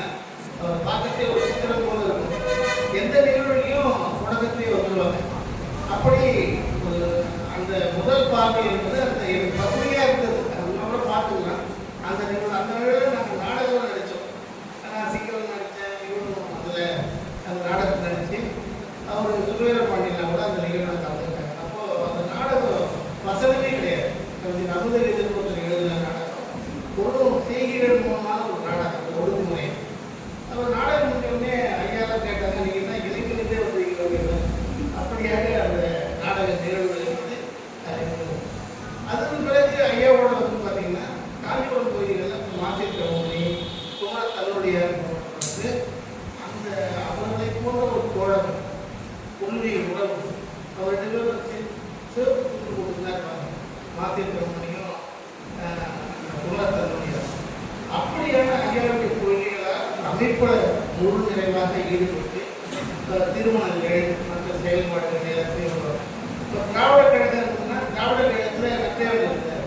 ஈழத்தமிழர் போராட்டத்தில் 87க்கு முன்னால் ஒரு காலகட்டம், 87க்கு பின்னால் ஒரு காலகட்டமாக தமிழ்நாட்டில் அமைஞ்சது. அந்த இந்திய நில ஒப்பந்தத்துக்கு முன்னால் பின்னால் இந்திய நில ஒப்பந்தத்துக்கு பின்னால் தொடர்ந்து கைது பல போராட்டங்களில் திராவிட கழகம் பல்வேறு அமைப்புகள் ஒன்று சேர்த்து சிறை செல்ல வேண்டிய நிலையில் நாங்கள் அந்த 87 முதல் பல முறை சிறை போனோம். வேலூர், சென்னை மதியான சிறை போராட்டம். அப்போ நட்பே நான் சிறையில் தொடர்ந்து அந்த போராட்டம் மூலமாக பார்க்கும்போது எனக்கு தெரிந்து தமிழ் தென்னிந்தியாவுடைய தனித்தமிழ் இயக்கத்தை ஒரு மக்கள் இயக்கமாக மாற்றி ஒரு பெருந்தொடர் நட்பே தான். இது தெரிஞ்சு மற்றபடி முடியும்.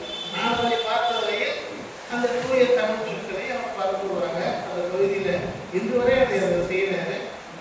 அந்த அளவுக்கு தனித்தமிழ் அந்த புழக்கம் சொற்புழக்கம் பேச்சு வழக்கம் வந்து வளர்ந்துருந்ததுலாம் இல்லைன்னு. ஆனாலும் கிட்டத்தட்ட நான் ஒரு 38 ஆண்டுகளுக்கு முன்னாலே ஐயாவுடைய அந்த கருத்துக்களை அவர் திராவிட கழகத்தில் நடைமுறையில் பார்த்தீங்கன்னா தென்மொழி இயக்கத்தினுடைய ஒரு அந்த கருத்துக்களை தாண்டிய ஒரு தோழராக அவர் தென்மொழி இசையகம்தான் பேருந்து. அப்படியாக ஒரு அந்தந்த பகுதியில் ஒரு அதாவது சிறு சிறு அதாவது குறைந்து எண்ணிக்கையில் உள்ள தோழர்கள் தான் ஒரு பரப்புனராக பல பகுதிகள் இருக்காங்க. அதே போல் பிரதித்தாயை பற்றி சொல்லும்போது பார்த்தீங்கன்னா மிக முக்கியமாக தென்மொழியை பற்றி சொல்லும்போது தென்மொழி எல்லா கட்சிக்காரர்களும் தென்மொழியை வந்து வாங்கி படிப்பவர். பெரும்பெரும் தலைவர்கள் வந்து சாதாரண ஊழியர்கள் வரை தென்மொழி அன்பர்களாக அதன் கருத்துக்களை உருவாக்கியவர்களாக. அதே போல ஒரு இன்னைக்கு வந்து தேசியம்னா தமிழ் தேசியம் எல்லாரும் சொல்றாங்க. அந்த அளவுக்கு வளர்ந்து அந்த வளர்ச்சிக்கு பெருந்தித்தனாருக்கு பெரும் வந்து இருக்கிறது. ஏராளமான தமிழ்நாட்டினுடைய அறியப்படாத பல தலைவர்களுக்கு அந்த பங்கு இருக்கு. ஆனால் ஒரு 30-40 ஆண்டுகளுக்கு முன்னால் தேசியம்னா இந்திய தேசியம் தான். நாங்கள் தமிழ் தேசிய மாநாடுன்னு போடுவோம் 90ல் பெரியார்கள் மணியரசர்கள் எல்லா அமைப்புகளும் தேர்வு கொடுக்கும்போது அந்த தமிழ் தேசியம்னு அந்த மாநாடு போட்டால் அது போடக்கூடாதுமா. அது என்னங்கிறது தமிழ் தேசியம் தப்பா போடுறீங்கன்னு கேட்போம். அப்படியான ஒரு உளவியல் ஒரு 30-40 ஆண்டுகளுக்கு முன்னால் இருந்தது என்பதை நாம் பார்க்கணும். அந்த உளவியலை உடைத்ததில் எல்லா அமைப்பும் பங்கு இருக்கு. அப்படி உடைத்து தான் இந்த இடத்துக்கு வந்தது. சாதாரண எளிய ஒரு செய்தியாக அப்படியான ஒரு சரியான கருத்தை மொழியில படிக்கலாம். மொழி சார்ந்து எல்லாத்தையும் கொண்டு செல்ல முடியும். மொழிதான் ஒரு இனத்துக்கு அடிப்படை என்கிற அந்த வலிமையான இன்று ஆதிக்கம் செலுத்தக்கூடிய இன்று மேலோங்கி வந்திருக்கிற இந்த கருத்தினுடைய முன்னோடியாக பெருந்தித்தனார் விளங்கினார் என்பதை நம்ம இன்னும் விரிவாக கொண்டு போய் சேர்க்க வேண்டிய அவசியம் தேவை. அதே போல ஒரு போராட்டவாதியாக எல்லா போராட்டத்திலையும் ஒரு முன்னாள் இருப்பார். இப்போ கடைசியாக 1995 உலக தமிழ் மாநாடு தஞ்சாவூர் நடக்கும். அது ஒரு குழு அமைத்து தமிழ் உரிமை போன்ற கூட்டமைப்பு உள்ள பல்வேறு அமைப்புகள் தானியல் அமைப்புடைய தோழர்கள் அதில் பெருமளத்தில் பங்கேற்கிறாங்க. தஞ்சாவூரில் அந்த போராட்டம் தமிழ் மாநாடு நடத்துறீங்க, ஆனால் நீங்கள் வந்து தமிழை வந்து கல்வி மொழியாக இல்லை அப்படின்னு அந்த தமிழை கல்வி மொழி ஆக்கணும் தொடக்க கல்வியிலிருந்து ஆராய்ச்சி கல்வியிலிருந்து அந்த போராட்டத்துக்கு அனுமதியே மிக கடுமையான அடக்குமுறை. போய் இறங்குறாங்க, அவரை துண்டுகிட்ட தூக்கி வண்டியில் தூக்கி போட்டு அதாவது கிட்டத்தட்ட அந்த உடல்நிலை விடுறதுக்கு அந்த போராட்டம் கூட காவல்துறை அனுமதிக்கு ஒரு காரணமாக இருக்கிறது வாய்ப்பு. அது கிட்டத்தட்ட பார்த்தீங்கன்னா அந்த போராட்டம் நடக்கக்கூடாதுன்னு என்னென்ன சொன்னாலும் அத்தனை வேலைகளுக்கு அரசியல் செய்தது. ஆனால் நாங்கள் அந்த போராட்டத்தை எப்படியாவது நடத்தியே தீர்வுன்னு பல முனைகளில் மறைந்து ஒளிந்து கிட்டத்தட்ட அந்த போராட்டத்தில் ஒரு 500 பேருக்கு மேலே கைதாகி திருச்சி சிறையில் அந்த மாநாடு வரைக்கும் நாங்கள் உள்ள. அப்போ அவருடைய அறையில் தான் நானும் இருந்தேன். அவருடைய உணவு பழக்கம் அவர் இந்த வாழைப்பழத்தை தோலோடு தான் சாப்பிடணும் அப்படின்னு சொல்லுவார். அவர் தேன் மற்ற பொருட்கள் இப்படி ஒவ்வொன்றிலும் வந்து ஒரு நுட்பமான ஒரு தனி பழக்க வழக்கங்களை கொண்டவராக அவர் இருந்திருக்கிறார். அதே போல அவருடைய அதாவது பார்த்தீங்கன்னா அதாவது தமிழ்நாட்டை பொறுத்த வரைக்கும் வசதி வாய்ப்புள்ளவர்கள் போராடுவது வருவது என்பது இருந்தால் கடைசி வரை வசதி வாய்ப்புகளை குன்றிய நிலையிலேயே மிக கடுமையான ஒரு ஆதரவு கூடிய நிலையில் கடுமையான இயக்கங்களை சிரமங்களை ஏற்றுக்கொண்டு அவர் போராடி இருக்கிறார். எண்ணிக்கை அளவில் பார்த்தீங்கன்னா ஒரு பெருமளவில் நம்ம எண்ணிக்கை கூடலை. குறிப்பாக வந்து அந்த ஜெயலலிதா தொழில்நுட்ப ஆட்சி வரும்போது வேறு மாநாடு பிரகடன மாநாடு ஒரு கடுமையான அடக்குமுறை. அதில் வந்து பார்த்தீங்கன்னா வந்தவர் போனவங்க பிடிச்சிட்டாங்க. இன்னும் சில பேர் வந்து அவருமே எல்லா பகுதியிலிருந்து வந்தாங்க. நாளையில் பிடிச்சாங்க. இன்னும் சில பேர் வந்து தப்பிச்சு போனவங்க இருக்காங்க. ஆனாலும் அப்படியான ஒரு நெருக்கடி. அந்த மாநாடை ஏன் நீங்கள் தடை செய்வீங்கன்னா காங்கிரஸ் ஒரு கண்டன கூட்டத்தில் ஏற்படுத்தி அந்த 91ஆம் ஆண்டு ஒரு கூட்டமைப்பு சார்பில் நான் தான் போய் காவல்துறையில் விண்ணப்பம் வந்து அந்த மாநாடு இது பண்ணும்போது மாநாட்டுக்கு தடை பண்ணுவது உண்மையான சட்டசபையில் தமிழ்நாட்டில் தீவிரவாதம் கைவிட்டது ஏன்னா நீங்கள் விட்டு விட்டீங்க அப்படின்னு சொல்லி அப்புறம் ஜெயலலிதா 10 பேரை காங்கிரஸில் தமிழ்நாட்டில் முதலாக விடுதலை புலிகளை ஆதரிக்காமல் எங்களை தான் கைது பண்ணாங்க. அதில் திராவிட கழகம் தமிழ் தேர்தல் முதலமைச்சர் நானோ அதே போல் பவனஞ்சி தமிழ்நாடு இளைஞர்கள் அவர் கொண்டிய போகிறதுக்கு இளைஞர்கள் உட்பட வாசல் ஒரு 10 பேர் பெரிய அளவுக்கு அவங்களாம் எல்லாரையும் விமர்சனை போகிற அளவுக்கு அந்த கடும் நடவடிக்கை அப்போ வந்து அரசு எடுத்து வந்தது. அதில் ஆணைமுத்தனுடைய அமைப்பு கூட கோபால் அவர் திருமணம் ஆகி அந்த கைது செய்வாருமே ஆணைமுத்து கடுமையாக அவங்க குடும்பங்களை கட்டி இல்லை நீங்கள் ஆயுதம் தாங்கிய இடத்துக்குலாம் இறக்குறீங்களா அப்படின்னு பெரிய பிரச்சனை. அதன் பிறகு வாழைப்படை போன்றவர்கள்லாம் போய் பேசினா அந்த வழக்கு என்ன செய்வாங்க விடுதலை கொண்டாண்டு செய்தி. அப்போ தெரிஞ்சித்தனார் என்பவருடைய அந்த அரசியல் முன்னெடுப்பும் அதனுடைய தாக்கமும் எல்லா நிலைகளிலும் இருக்கிறது. இன்றைக்கு வளர்ந்து இருக்கிறது. இன்னைக்கு தமிழர்னு பேசுறாங்க, தமிழ் தேசியத்துக்கு ஒரு வார்த்தை இருக்குன்னா அது வந்துட்டு போட்டோம். அதனுடைய விதையை ஊன்றியது நாம் என்பதை நாம் பெருமைப்படும். அதுதான் இங்கே இருக்குது. அது எப்படிலாம் போகுதுன்னா நமக்கு வலிமை இல்லை, நம்ம நன்றாக வாங்கி கொள்ள முடியும். இன்னொன்று ஒரு கருத்தியை வளரும் போது எதிரிகளும் அதை பயன்படுத்திக் கொள்வாங்க. அப்படிதான் நம்ம அதை பார்க்கணும். அப்போ நம்ம வரிதாக எப்படி மாற்றிக்கொள்வதுன்னு பார்க்கணும். இன்னொன்று இதில் நான் குறிப்பாக இந்த செய்தி தான் தமிழ்நாட்டை பொறுத்த வரைக்கும் 1938 முன்னால் 65 முன்னால் பின்னால் பார்க்கணும். அப்போ 38 பார்த்தீங்கன்னா அண்ணா சொல்ற 4 பேர் 5 பேர் தான் கூட வரான்னு சொல்றாரு அண்ணா. அதே போல இந்திய எதிர்ப்பு போராட்டத்தை முதலாக மயிலாப்பூர்ல நம்ம பேராசிரியர் அந்த சிவத்தம்பி அவருடைய உண்மையில் 10 பேர் தான் ஊர்வலம் போனாங்க முதல் நிகழ்ச்சி. அதில் அண்ணாவுடைய புனையார் உட்பட எல்லாருமே போனாங்க. அதில் காந்தியுடைய மணிமொழியார் போன்றவர்கள் அதில் பங்கேற்று தான் சொல்றாங்க. ஆனால் அந்த இந்திய எதிர்ப்பு போராட்டத்தை பெருமிச்சாக தமிழ்நாட்டில் பார்த்தீங்கன்னா ஒரு தமிழ் தேசிய எழுச்சியினுடைய ஒரு ஒரு அமைப்பாக மரமுனையில் இருந்த பல்வேறு தோழர்களை ஒருங்கிணைக்க மரமுனைகள்னா அவருக்கு போனோம், அதுக்கு எதிர்க்கிறவங்க வேற போனோம். அப்படி பல்வேறு கோணங்களில் உள்ளவர்களை எல்லாம் ஒருங்கிணைத்து அந்த இந்திய போராட்டம் தமிழ்நாட்டிலே ஒரு எழுச்சி உருவாக்கியது என்பதை நாம் பார்க்கிறோம். அப்போ ஒரு அரசினுடைய நெருக்கடி அதை பயன்படுத்தி நாம் அதை தமிழகத்தை அடுத்த கட்டத்துக்கு கொண்டு செல்வதற்கான அமைப்பு அந்த திறன் அதை பயன்படுத்தக்கூடிய ஆற்றல் உள்ளவர்களாக நாம் மாறணும். அந்த அமைப்புல நாம் இருக்கணும். அப்படி மாற வேண்டும். அப்படி மாறுகிற தேவை இருந்தது. அந்த 38 போராட்டம் அப்படியான எழுச்சி உள்ளது. அதே போலதான் 65 மடல் முனைந்த ஐயா பெருஞ்சித்ரா வந்து அரசு பணி இழக்கிறார். அவருக்கு பாரதிதாசன் இருக்காங்க. இன்னும் பல அமைப்புகள் இருக்குது.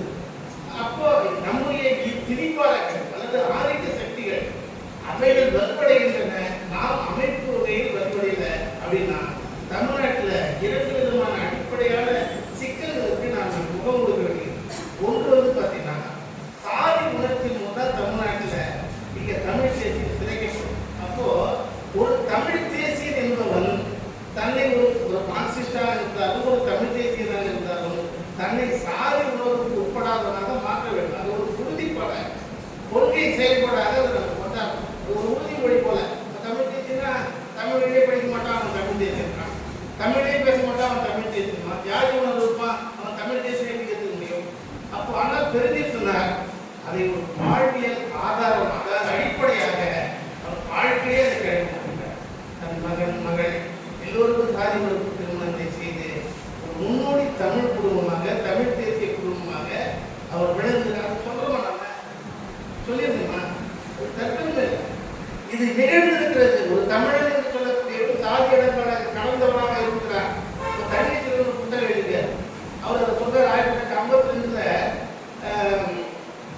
அதாவது ஒரு உறுப்பினர் ஆவதற்கான தகுதியில் அவர் சொல்றார். அவருடைய சாதியிலிருந்து நான் வந்து கீழிறங்கி வருவேன், அதே ஒர்க்கோடு நான் இருக்க மாட்டேன். டி கிளாஸ்ன்னு சொல்றாங்க.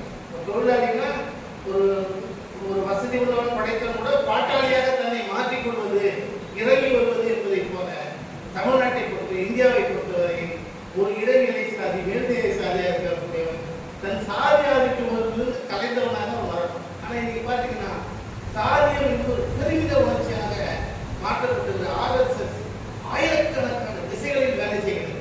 நம்மள கூட எல்லாருமே யாருமே இடம் பிடித்து பார்க்காத அளவுக்கு இருந்தது. அப்படியான ஒரு பெருந்திருந்தார் அவர்கள் தன் வாழ்நாளில் ஒரு தமிழ் தேசியர் என்பவர் எப்படி சாதி அடையாளப்பட்டவராக சாதி மறுத்தவராக இயல்பாக எப்படி இருக்க வேண்டும் என்பதற்கான ஒரு வடிவமாக இருந்திருக்கிறார். அதை நம்ம கொண்டு நூல்கள் நடந்து வரும்போது இந்த குறிப்பான தலைப்புகள் ஊர்தோறும் தெருத்தோறும் தொடர்ந்து பேசப்படுகிற ஒரு கருத்தியல் தான் மேலாக ஒரு சமூக கருத்தியலாக மாறும். அப்போ தொடர்ந்து பேசப்படுகிற ஒரு கருத்தியலாக நமக்கு வழங்கியிருக்கின்ற நம்முடைய கருத்துக்களை, நம்முடைய முன்னோர்களுடைய கருத்துக்களை நாம் கொண்டு செல்வது. வஉசி பற்றி பேசுகிறோம். வஉசி விடுதலை போராட்டங்கள் வஉசி ஒரு தமிழறிஞராக இருக்கிறார். தன்னுடைய காலத்தில் அவர் எப்படி ஒரு சாதி மறுப்பாளராக சாதி ஆதிக்க சக்திகளுக்கு எதிராக அதே போல ஒரு போராட்டத்தில் 2 செய்திகளை சொல்றாரு. பொழிச்சல போராட்டத்தில் பாட்டாளிகளே நீங்க கிடையாது, இல்லை கான்ட்ராக்ட் லேபராக இருக்கலாம், மார்க்சியம் சொல்லக்கூடிய அளவு பாட்டாளி கிடையாது. ஒரு தொழிற்சங்க போராட்டம் சடங்கு மாதிரி நடந்துருக்கலாம். அவர் பாவம் சொல்றாரு, எந்திரங்களை நிறுத்துகிற அளவுக்கு போராட்டம் இருக்கணும். ஒரு வேலை நிறுத்தம் மட்டும் இல்லை, எந்திரங்களை முடக்கணும்னு சொல்றாரு. அப்படியான ஒரு அமைப்பு நீங்க நம்ம வச்சுக்கோமா? எங்கேயாவது இருக்கா நம்மகிட்ட? அப்ப அமைப்பு வலிமையை பற்றி நமக்கு ஒரு என்ன தெளிவு பார்த்தா அமைப்பை உருவாக்குவது எப்படி, அமைப்பை எப்படி உருவாக்குவது, ஊழியர்களை எப்படி உருவாக்குவது, ஊழியர்களை எப்படி உருவாக்குவது என்ற தன்மையில ஐயா இருந்தா அவரோட ஊழியர்கள் இருந்தார்கள். இன்னைக்கு என்ன ஊழியர்கள் நம்ம வச்சிருக்கோம்? ஊழியர்கள் இல்லாத எப்படி ஒரு அமைப்பு ஒரு கருத்தியல் எப்படி வச்சு வரும்? 500 பேர் இருந்தால் தமிழ்நாட்டை ஆட்டி படைக்கணும். நமது கருத்துக்கு தமிழ்நாட்டை திரும்பிப்பாங்க. 500 பேர் இருந்தாங்க. 500 பேர் கூட இதுல இருந்தாங்க. குடும்பத்துக்கு வரவங்க எதற்கும் துணிந்து போராட்டம் வரக்கூடியவர்களாக அப்படிப்பட்ட ஒரு 500 பேரை ஐயா உருவாக்குற நம்ம உருவாக்குவதற்கான முயற்சிகளை செய்யணுன்றத சொல்லிக்கிறாங்க. அதே போல பாபுக்கு உள்ள செய்தி மொழி வழி அமைவது ஒரு தனிநாடு. ஒரு மார்க்சியத்தை சொன்னாங்க, ஸ்டாலின் சொன்னாரு, லெனின் சொன்னாரு, ஒரு தேசியம் என்பது ஒரு மொழி அடிப்படையில் தான் வரக்கூடியதுன்னு சொல்றாங்க. ஆனால் பாபுக்கு 1910 சொல்றாங்க, மொழி வழி அமைவது ஒரு தனிநாடு. ஒரு தனிநாடு என்பது மொழி வழிதான் அமைய முடியும்.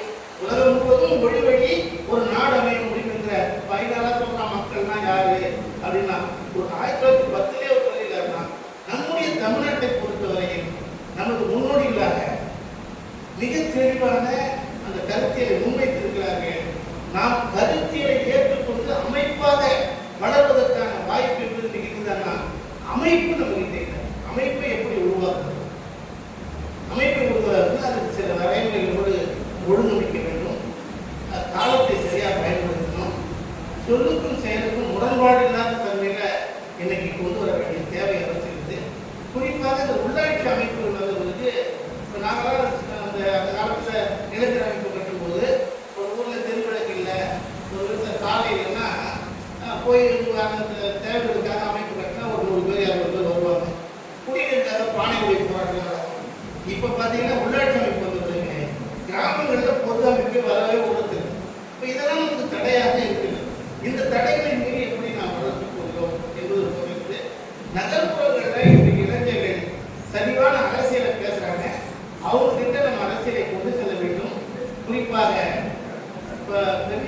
கடவுளை பற்றி சொல்லுகிற போது அந்த நூல்கள்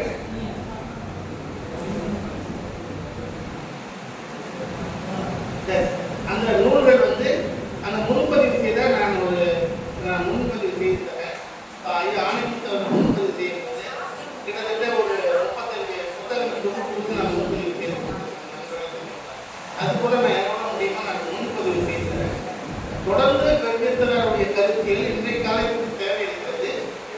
இன்றைக்கு தமிழ் தேசியம் புதுசாக பெறுவதை போல ஒரு தோட்டம் இருக்கிறது. மீடியாவில் அப்படிங்கிறதுனால நாமும் அந்த ஊடகங்கள் மற்ற வகையில் ஒரு கலை வடிவங்களில் தொழில்கள்லாம் அந்த உடற்பயிற்சினால வந்து பயனாளிகளை கொண்ட இயக்கமாக நம்ம மாற்றணும்.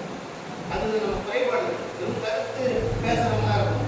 அந்த கருத்துக்களுக்கு வந்து பயனாளிகள் இந்த ஓவர் பயிற்சி இன்னும் பல்வேறு முறைகளில் பாடல் சார்ந்து அல்லது சிலம்பம் கலை நாடகம் இப்படி பல வடிவங்களில் நாம் எடுத்து வேலை செய்யணும்னா நம்ம கருத்தியத்தை கொண்டு போகலாம். அமைப்பு வடிவில் உருவாக்குவதற்கும் நாம் அந்த கருத்துக்களை கொண்டு வைக்கணும். பெருமித்தனார் அவர்கள் முன்வைத்த அந்த கருத்துக்களை இன்றைக்கு அதாவது நல்ல பறந்து வருகிறது.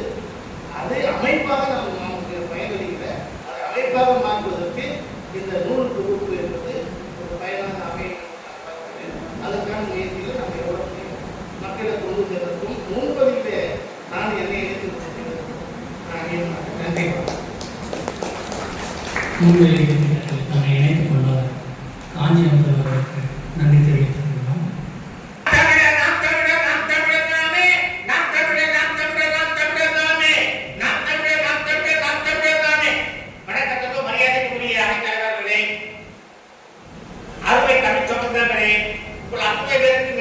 முதற்கண் நன்றியை வணக்கத்தை தெரிவித்துக் கொள்கிறேன்.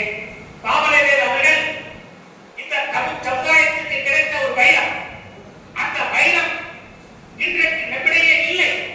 ஆனால் அவர் விதைத்திருந்த விதைகள் இன்றைக்கு மரமாகி விருட்சமாகி இன்று உலகெங்கும் அவருடைய கருத்துக்கள் பரவி இருக்கின்றன.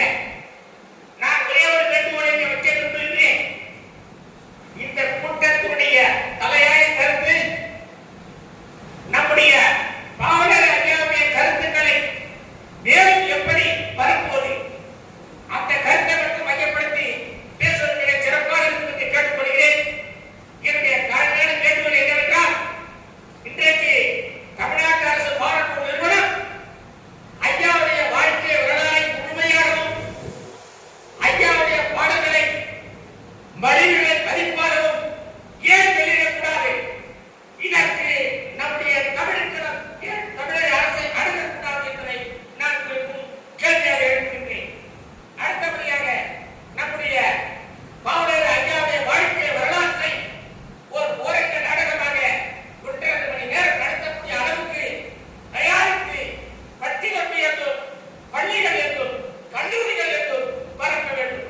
அப்படிப்பட்ட சூழ்நிலையை தான் எதிர்கால இளைய சமுதாயத்தை வீரமுள்ள தமிழர்களாக, இன உணர்ச்சி உள்ள தமிழர்களாக, மான உணர்ச்சி உள்ள தமிழர்களாக உருவாக்க வேண்டும் என்று பாடுபட்ட அந்த பாவலர் ஐயாவை கனவு நினைவாக சொல்லி உங்களிடமிருந்து விடைபெறுகிறேன். நன்றி, வணக்கம்.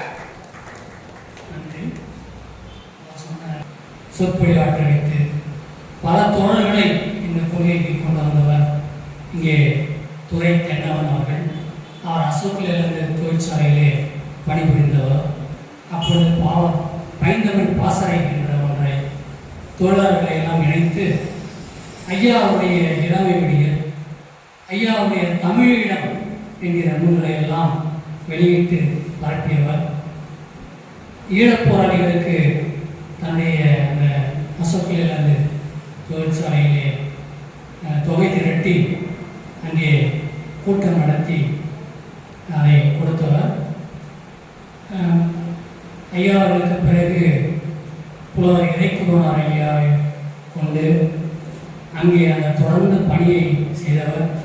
அவரை கொண்டு இலக்கிய சொற்பொழிவுகள், தொடர் சொற்பொழிவுகள் அந்த பகுதியிலே நிகழ்த்தியவர் என்று பல்வேறு சிறப்புகளுக்குரியவர் தான் நம்முடைய துறை தென்னவர் அவர்கள். அவரை தன்னுடைய கருத்துரையாக்குமாறு கேட்டுக்கொள்கிறேன்.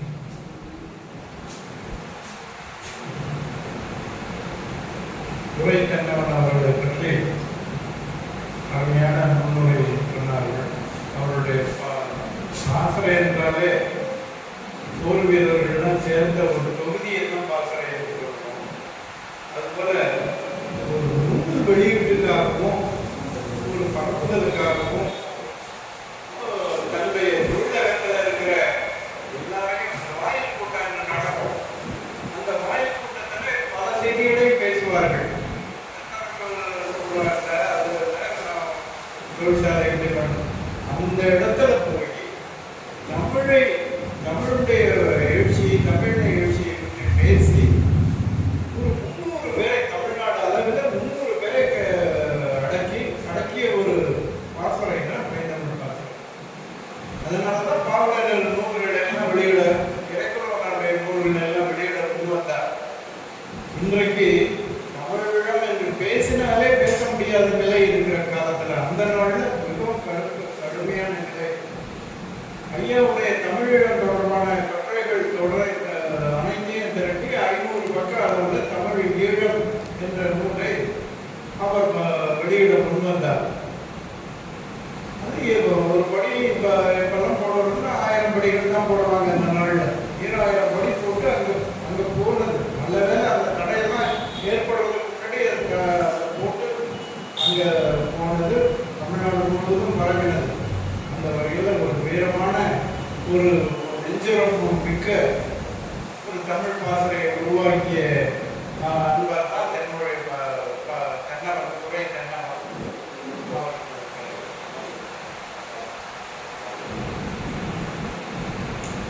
அனைவருக்கும் வணக்கம்.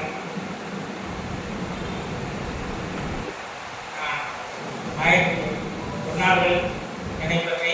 இன்னும் அந்த காலத்திலே ஓரளவுக்கு என்னால் முடிந்த அளவுக்கு தான் ஐயாவுக்கு துணையாக நின்றேன். இப்பொழுது என்னால் ஒன்றும் செய்ய முடியவில்லை. அது வருத்தம் தான்.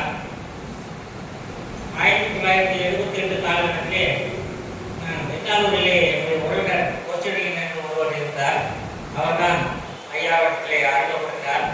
நான் 78 தான் சென்னைக்கு வந்தேன். அப்பொழுதிலிருந்து அவரோட நெருங்கி பழகுகின்ற ஒரு வாய்ப்பு கிடைத்தது. பிறகு படிப்படியாக அவருடைய இயக்கங்கள் எல்லாம் பங்கேற்கிறது.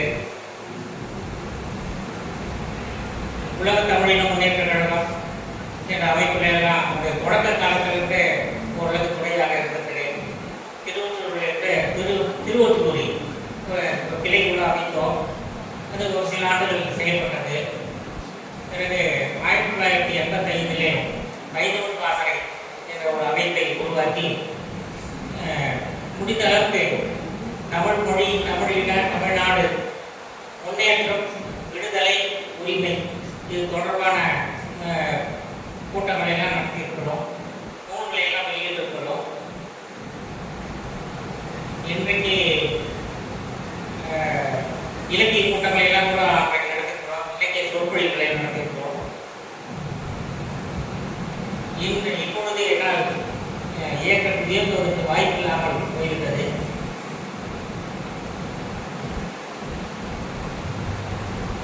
நூல் அவருடைய தொகுப்புகள் எல்லாம் வெளியிடுகின்ற ஒரு வாய்ப்பு இந்த இவர்களுக்கு கிடைத்திருக்கிறது. அதற்கு மிக மகிழ்ச்சி. இந்த நூல்களை எல்லாம் அவருடைய பாடல்கள், அவருடைய எழுத்துக்கள், அதாவது ஆசிரியர் உரைகள் மிக சிறந்த எழுச்சியை கொடுத்தது. அந்த அடிப்படையில் அவருடைய நூல்களை எல்லாம் தொகுத்து இப்பொழுது எழுத்து அடைவுகளாக வெளியிட இருக்கிறது என்பதை நான் மிகவும் மகிழ்ச்சி அடைந்திருக்கிறேன். அந்த முயற்சிக்கு என்னால் முடிந்த அளவுக்கு முழு ஒத்துழைப்பு நல்குவேன் என்று கூறி விடைபெறுகிறேன். நன்றி, வணக்கம்.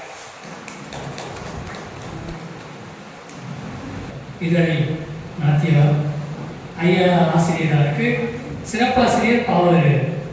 அப்படி அந்த இதனை நடத்தியவர்.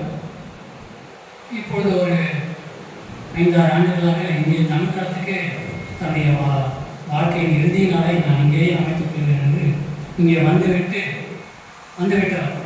தமிழ்கலா பணிகளிலே முழுமையாக தன்னை ஒப்படைத்துக் கொண்டவர். அவர் இப்பொழுது உரையாற்றி அருமைக்குரிய பெரியவர்களே, நான் இங்கு அதிகமாக கூடுதலாக பேசுவதில்லை. ஏனென்றால் நினைவேந்தல் நிகழ்ச்சியிலே நம்ம தூக்குகின்ற போது எனக்கு கண்ணீரே வருது.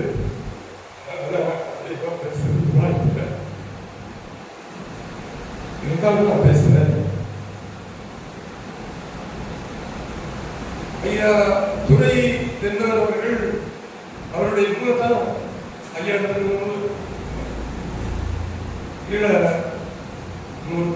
திருத்திட்டு பிள்ளை பார்த்துக்கிட்டு ஐயா பத்தி நான் சொல்லி பெருமைப்பட்ட அவங்க. ஏன்னா இப்போ சுருங்க அதாவது நிறைய அவர் செஞ்சிருக்கிறார். தென்மொழிக்கு தமிழுக்கு ஐயாவுக்கு நிறைய செஞ்சிருக்கிறாரு. ரொம்ப சுருக்கமா மிக சுருக்கமா வச்சுட்டு அப்படின்னாரு. அவர் சொல்லணும்னா கடலை மாதிரி சொல்லலாம். நான் படிச்சு பார்க்கிற போது அதெல்லாம் வருது. இன்னொரு சிறப்பு பத்தி அவர் சொல்லணும். அந்த பைந்தமிழ் பாசவே அவங்க அதை நிறுத்தும் போது அந்த மீறி இருந்த படம் அத்தனையும் அவர் பிரிச்சு கொடுத்தார். அப்படி யாரும் கொடுக்கறது இல்லை. அரசியல் கட்சியில் இருக்கிற திமுக 20 நாட்கள் இருந்தேன். அதை கொடுக்க மாட்டாங்க. அங்கே பிரிக்கும் போது அந்த படத்தை மிச்சம் இருந்த படத்தை எல்லாருக்குமே அந்த உறுப்பினர்கள் அனைத்து பேருக்கும் அவர் ஒருத்தருக்கா அமைச்சு கொடுத்தார். செய்தியை படிக்கும் போது இப்படி ஒரு நேர்மையாளர் இருக்காரு அப்படின்னா அது போக நான் தென்மொழி வாசல்ல மிதிக்கிற போது ஒருத்தர் பாராட்டுறாங்க. இன்னொருத்தர் தமிழ் சொல்லிக் கொடுக்கிறார். கோழி கூவி பொழுது முடிந்தது என்று சொல்லக்கூடாது. பொழுது தன்னால் முடியும், கோழியும் தன்னால் கூவும். கோழி கூவ பொழுது முடிந்தது என்று சொல்றாரு. அதான் சரி. கை ஒடிந்து வீழ்ந்தார் என்று சொல்லக்கூடாது. கை ஒடிய வீழ்ந்தார் என்றுதான் சொல்ல வேண்டும். சரி, நம்ம இருக்கிற இடம் நம்ம இருக்க வேண்டிய இடம் தான் இருந்தான் அப்படின்னு ஐயாவுடைய உடலுக்கு தான் என்ன அழைச்சு போறேன். அப்படி பாட சொன்ன ஆசிரியர்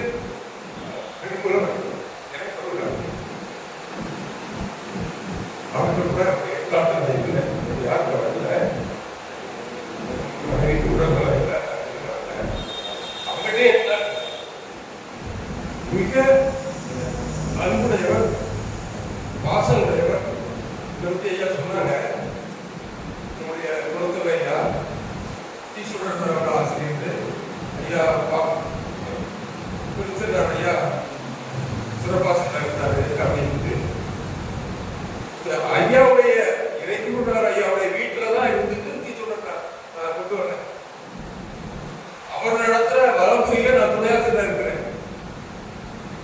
மகப்பாளையம் மதுரை 10 இருந்ததுன்னா அங்க தீச்சுடர் இதுல இருந்து வளர்ப்புலையும் வந்து சின்ன தொகை என்னன்னு கேட்டேன். நான் நடத்தலாம் நினைக்கிறேன். உடனே போய் அதுக்கு ஒப்புதல் வாங்கி இப்பெல்லாம் ஐயாவுக்கு தெரியும் குலத்தொகையா இருக்காங்க.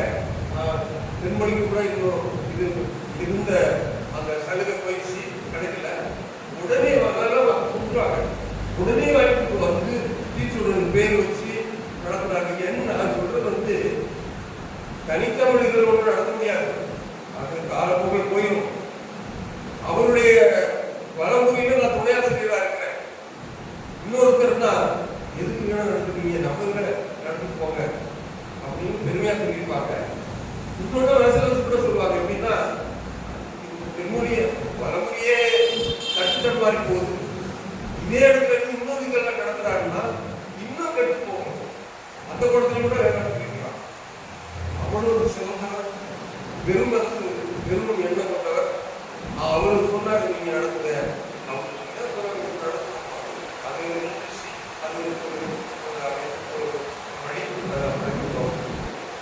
நான் ஐயாவை இப்படி பார்த்தேன். 32 அகவை 1965 உங்களை மாதிரி சொல்ல முடியாது. எல்லோரையும் மாதிரி தனிக்க முடியும். தமிழ் இருந்து, ஆங்கிலம் ஏது, மலையாளம் ஏது, தெலுங்கு ஏது தெரியாது. வெறும் பள்ளிக்கு படிச்சுட்டா மின்சார வாய்ப்பு படிச்சு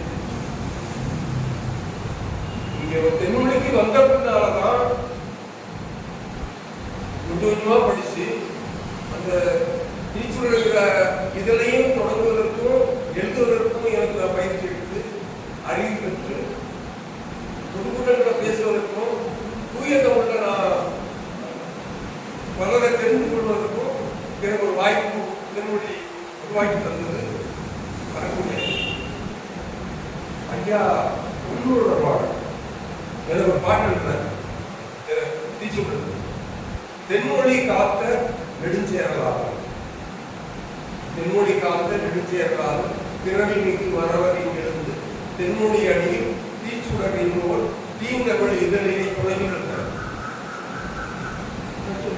தென்மொழி தமிழ்மொழி நம்ம அவ்வளவா செய்யல. தென்மொழி காத்த நான் எனக்கு எழுதிட்டாரே, எனக்கு ஒரு வீடு தென்மொழி நிறைய செய்யணும். ஐயாவுடைய கொள்கையை பார்க்கணும், அது ஒரு எண்ணம் இருக்கு. ஆனா இப்போ என்ன ஆச்சுன்னா தென்மொழி என்ற காலம் நான் தென்மொழியில் இருக்கிறேன். சாப்பாடு அவங்க போடுறாங்க, இடம் கொடுத்துருக்காங்க. நினைக்கும் போது எப்படி இருக்காரு? தென்மொழி காத்த நெடுஞ்செயலாளர் 2 பொருள் வரும். தென்மொழியை காத்த ஒரு நெடுஞ்செயலாளர், தென்மொழியால் காக்கப்பட்ட நெடுஞ்செயலாளர், 2 பொருள். அப்படி இருக்காங்க. ஒரு 1000 ஆண்டுக்கு ஒரு தடவை அறிஞர்கள் கொடுப்பாங்க அப்படின்னு சொல்லுவாங்க. ஐயா முழு பேர் அறிஞர். நான் கூட தென்மொழியில அறிஞர்னு எழுதியிருந்தேன். இப்ப திருத்தும் போது அவங்க சொல்றது எனக்கு தெரியல. என்னை அறிஞர் என்று சொல்லக்கூடாது, எனக்கு எந்த பட்டமும் தேவையில்லை அப்படின்னு நான் சொல்லிட்டேன். தெரியாம நம்ம அறிஞர் கட்டிட்டோம். சிலர் வயங்கி பேர்ல என்ன அறிஞர் கொடுக்கிறார்கள். தமிழ் போட்டமே ஐயப்ப சொல்லிக்கிறாங்கன்னு நினைச்சிட்டேன். ஆனா அவ்வளவு பெரிய ஒரு அறிஞருக்கு இந்த தமிழக அரசு அதுக்கு வேற ஒரு பட்டம் கொடுக்கல. நம்ம எடப்பாடி அவருக்கு டாக்டர் போட்டோம். அவருக்கு என்ன தெரியும்? உங்களுக்கு அவர் கொடுத்துருக்காங்க. ஜெயலலிதா பட்டம், யார் யாருக்கோ பட்டம், கெடுதலி கூட எப்ப கொடுத்துருக்காங்க அவருக்கு பட்டம். இப்ப தங்கத்தாரகை எந்த தாரகை இருக்கு? ஜெயலலிதா பட்டம், டாக்டர் ஜெயலலிதா அவருக்கு கொடுக்கல. இன்னொரு ஆறுதல் என்னன்னா நம்முடைய மாவட்டத்துக்கும் கொடுக்கல. ஐயாவுக்கு நம்முடைய பரவலாடிகளுக்கும் கொடுக்கல, மாவட்டருக்கும் கொடுக்கல. 4 பேரும் தான் இந்த தமிழுக்காக, தமிழ் மொழிக்காக, தமிழ் மக்களுக்காக பாடுறவங்க. இவங்களுக்கு எந்த பட்டம் கொடுக்கல, காசு கொடுக்கல. டாக்டர் மகாபாத்தியாயம் தமிழுக்கு தீங்கு செஞ்சவங்கலாம் கூட்டாங்க. டாக்டர் பட்டம், சார் பட்டம், நீங்களும் பட்டம் ஐயா கொடுக்கல, யாரும் கொடுக்கல. கண்ணெடுத்து கூட பார்க்கல. ஐயா டாக்டர் கொடுத்த சுண்டல் கடலை அப்படின்னு எழுதிருக்காங்க. சுண்டல்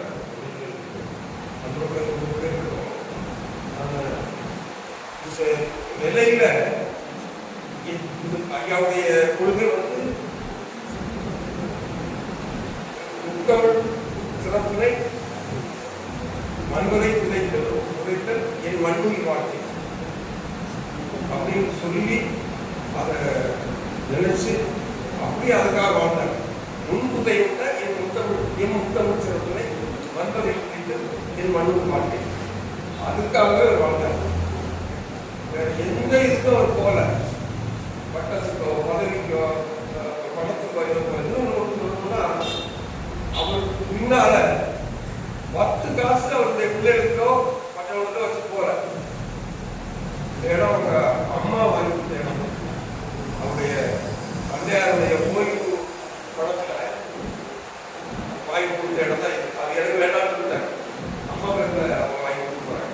எங்கேயும் கூட மருத்துவ பேர்ல எழுதிக்க மாட்டாங்க. எங்களுக்கே சொல்லி கொடுக்கூடாதுன்னு சொல்லுவாங்க. நாடு உண்மையா சொல்ற தமிழர்கள் ஐயா இருக்க தமிழர் மாதிரி பிடிச்சவாய் உலகத்திலே இல்லை அப்படின்னு அந்த நிலையில நம்ம இருக்கணும். அந்த ஐயா தமிழுக்காகவே வாழ்ந்து தமிழுக்காகவே வாழ்ந்தார். அவருக்கு துணையா வாழ்ந்தாரு. பாரதிதாசன் இருந்தாரு. இவங்க இன்னும் பலர் அவருடைய ஆசிரியர் தான் நிறைய பேர் அவருக்கு துணையா இருக்காங்க.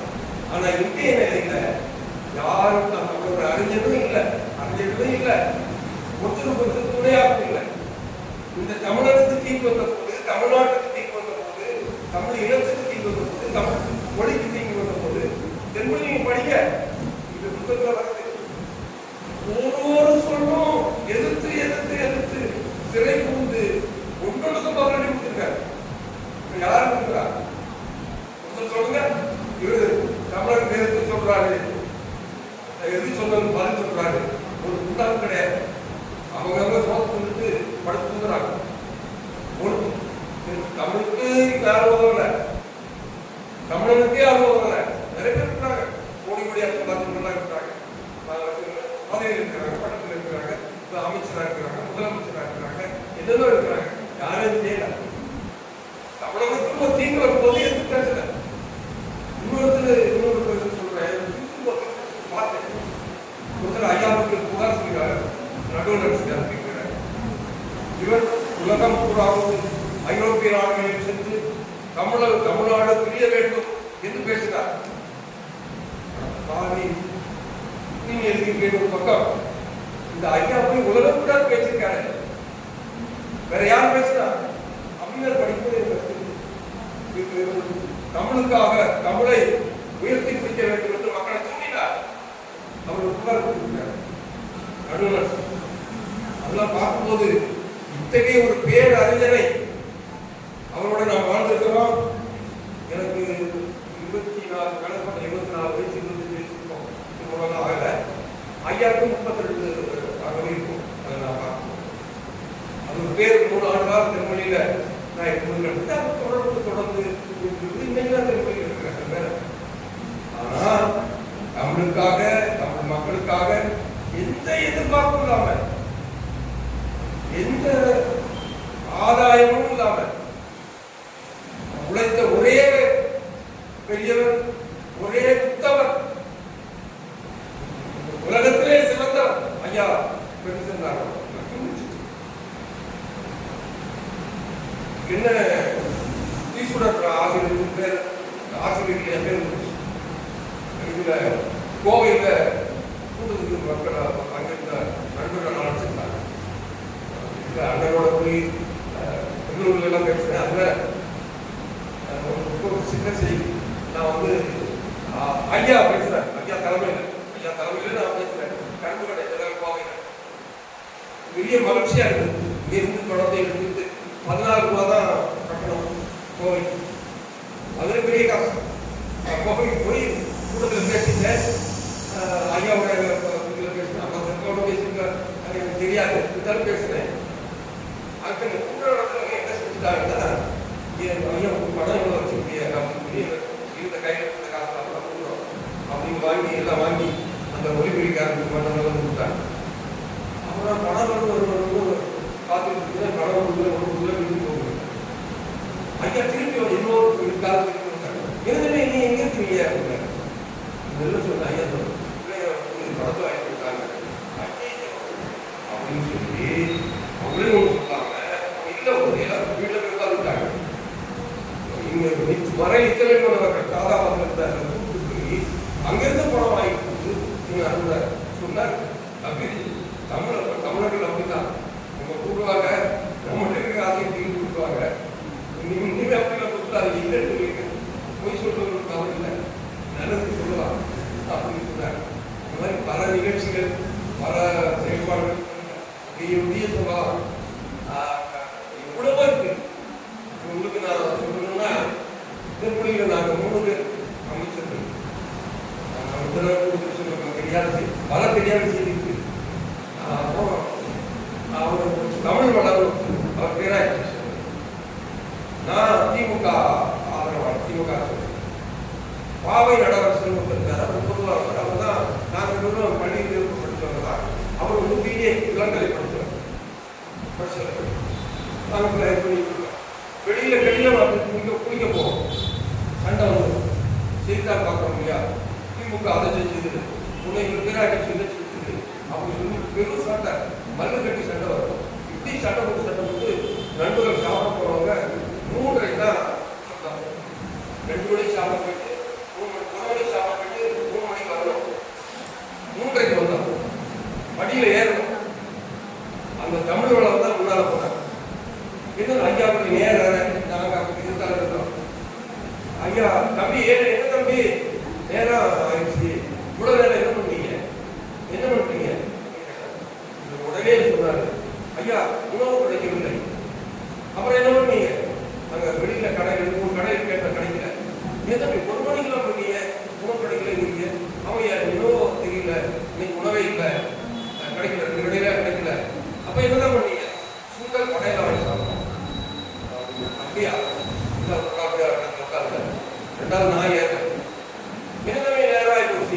என்ன உணவு சாப்பிட்டியா? இல்லையா சாப்பிட்டேன். அவர் சொன்னா நான் காதல் கேட்டு ஐயா பொய் சொன்னா பிடிக்காது, ஒரு பொய்யை சொல்லிட்டாரு, எடுத்து வாங்கிடுவாரு சொல்லிட்டு அவர் சொல்லிட்டு நான் திருப்பி அப்படின்னு சொல்லிட்டு இன்னும் என்ன சாப்பிட்டீங்க? சுண்டல் கடையில சாப்பிட்டோம். சரி 3வது பாவை கடை போனாங்க. தம்பி சாப்பாடு சாப்பிட்டேன், நீங்க சாப்பிட்டீங்க, என்ன சாப்பிட்டீங்க? உணவா? ஆமா சோறு சாப்பிட்டேன். எல்லாருமா? ஆமா. முதல் போல பாவை குறை விட்டானே விட்டானே அப்படின்னு அந்த சாப்பாடு விமர்சித்தாரு. நீங்களும் தமிழ்நாடு வர போறீங்க, என்னட்டே போய் பேசிட்டீங்க, என்னட்டே போய் சொல்றீங்க, தனித்துவ நாடு வாங்க மரணங்கள் வாங்க அப்படின்னு அவ்வளவு திட்டு. வேற திட்டுல கொள்கைகள் இப்பதான் நாங்கள் தவறிட்டோம் அப்படின்னு சொல்லிட்டு அவர் திட்டாங்க. பேசாம இருந்தோம். அப்புறம் 4 நாள் கழிச்சு இந்த பாவை நடவத்தை 10 காசு இந்த வேர்க்கடலை போடுறோம். இப்போ 10 காசு எடுத்துட்டு போறாங்க. அந்த 10 காசு கொடுத்து அவர் வாங்கிட்டு வந்து அவரே உட்காந்து சாப்பிட்டாங்க. இங்கே நானும் நினைக்கிறேன் ஐயா உட்காந்து பார்த்துட்டே இருந்தார். அப்புறம் தம்பி வாங்க போனாங்க. என்ன சாப்பிட்டீங்க? வேர்க்கடலை. அவங்க 2 பேரும் பக்கத்தில் இருக்காங்கல்ல, அவளுக்கு இவ்வளவு கொடுக்கூடாது. நீங்க ஒரு ஆளே சாப்பிட்டீங்க, நீங்க தான் தமிழ்நாடு வர போறீங்களா? மகிழ்ச்சியா இருக்கு, காட்டு இல்லை, நீ வாங்கிட்டு அப்படின்னு மகிழ்ச்சியா இருக்கு. அவருடைய நிலைமைகள் நிகழ்ச்சிக்கு இருந்து நடந்தது. அப்ப நான் மகா அவங்க வழக்கறிஞராக இருந்தாங்க, அவங்க வந்துட்டாங்க. இந்த செய்தியை நான் சொன்னேன். அப்ப எங்களுக்கு மகிழ்ச்சியா இருக்கு. உண்மைதான் அவங்க ஐயா எங்களுக்கு வாழ்க்கை. திருப்பி பாவனிடத்தை கேட்டேன், ஏன்னா நீங்க நாங்க 2 பேரும் சொல்லிட்டோம், நீங்க சொல்லிருக்கலாம்ல, அன்னைக்கு நாங்க கமிச்சு போங்க அப்படின்னு சொல்லிட்டு சொன்னாரு. நான் ஐயாவோட ஐயாட்ட போய் பேசி மனம் வரல அப்படின்னு சொல்லிட்டாரு. பாவையில் அவர் எழுதிட்டாரு. இதை எழுதல அந்த அளவுக்கு ஐயா இருக்க உண்மையா எத்தனை பல நிகழ்ச்சிகள் ஒரு 5000 ரூபாய் வாங்குறதுக்காக தமிழ்நாடு அரசு நிறுவனம் அதுக்கு ஐயாவுக்கு நடக்கும். ஐயாவுக்குமே யாராவது கூட கூட்டுவாங்க. அந்த அதிகாரி நாங்கள் 2 பேரும் இருக்கிறோம், உட்காரவே சொல்லல. அவன் பாட்டுக்கு அதை எடுத்து வைக்கிறாரு, பேசுறாரு, சொல்றாரு, வரலாற்று பதில் சொல்றாரு. ஐயா என்று சொன்னார். ஐயா சொன்னா நான் கட்டிய தம்பி அந்த இருக்கை நமக்காக தான் படம் உட்காருங்க, அமருங்கள். அவர்கள் சொல்ல மாட்டார். நான் அப்படியே இருந்தாங்க அப்படின்னா அதான் பார்த்தாங்க. பார்த்தாரு. பார்த்துட்டு அதுக்குதான் என்னன்னு கேட்டாரு. அதுக்கு பின்னால ஐயாவோட அதுக்கு போனா கேட்டு அவங்க எங்க இருக்காரு, ஆசிரியர்கள்லாம் 5000 ரூபாய் அவருக்கு கொடுத்தே இல்லாத காசு. அப்ப தெரியாது கடனா இருக்கும். அந்த எந்த இதுலையும் வந்து கொடுக்க மாட்டாங்க. அவ்வளவு இது நான் அரசியல் எடுத்துருந்தேன். நம்ம அறிமுகப்படுத்தினவங்க கூட ஒரு பெரிய அரசியல மேல் இதுல பொறுப்பில் இருக்கிறவங்க பார்க்க போனா கூட போவோம். வழியில அந்த வாசலுக்கு திருத்த போனவங்க எழுதுங்க, நான் பார்த்து பேசிட்டு நடைமுறை நம்மளுக்கு இருக்கான்னு சொன்னாங்க. ஐயா தேப்பூமி பார்க்கறதுக்கு அது பெரிய கல்யாணம் தான் கூப்பிட்டு போனார். என்ன கூப்பிட்டு போனார், அது நண்பர்களுக்கு வேற ஏதாவது வாய்ப்பு அந்த மாதிரி எந்த இடத்துலையும் ஒரு சாதாரண ஆளையும் கொடுக்க மாட்டாங்க, பெரியவர்களையும் கொடுக்க மாட்டாங்க. பெரியவர்கள் சொன்னாங்க சரியா எடுக்க மாட்டாங்க, சின்னவர்கள் சொன்னாலும் அது ஒன்றுமே நடக்க மாட்டாங்க. அவ்வளவு திறமையும் அவ்வளவு சிந்தனை ஓட்டமும் அவ்வளவு எண்ண தெளிவும் அவ்வளவு அறிவும் மிக்க ஒருத்தர் நம்ம தமிழ்நாட்டுக்கு தமிழ் மக்களுக்கு இருந்தாரு. நம்ம நல்லா பயன்படுத்திட்டாங்க.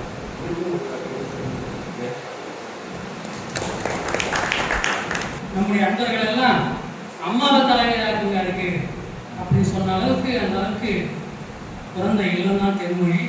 அது நினைவுகிற வகையாக சொன்னார். இந்த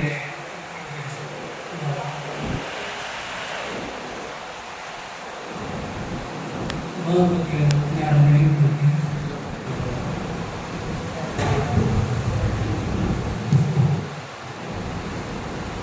நினைவு வச்சு பொறுமைகளை உள்ளடக்கியதாக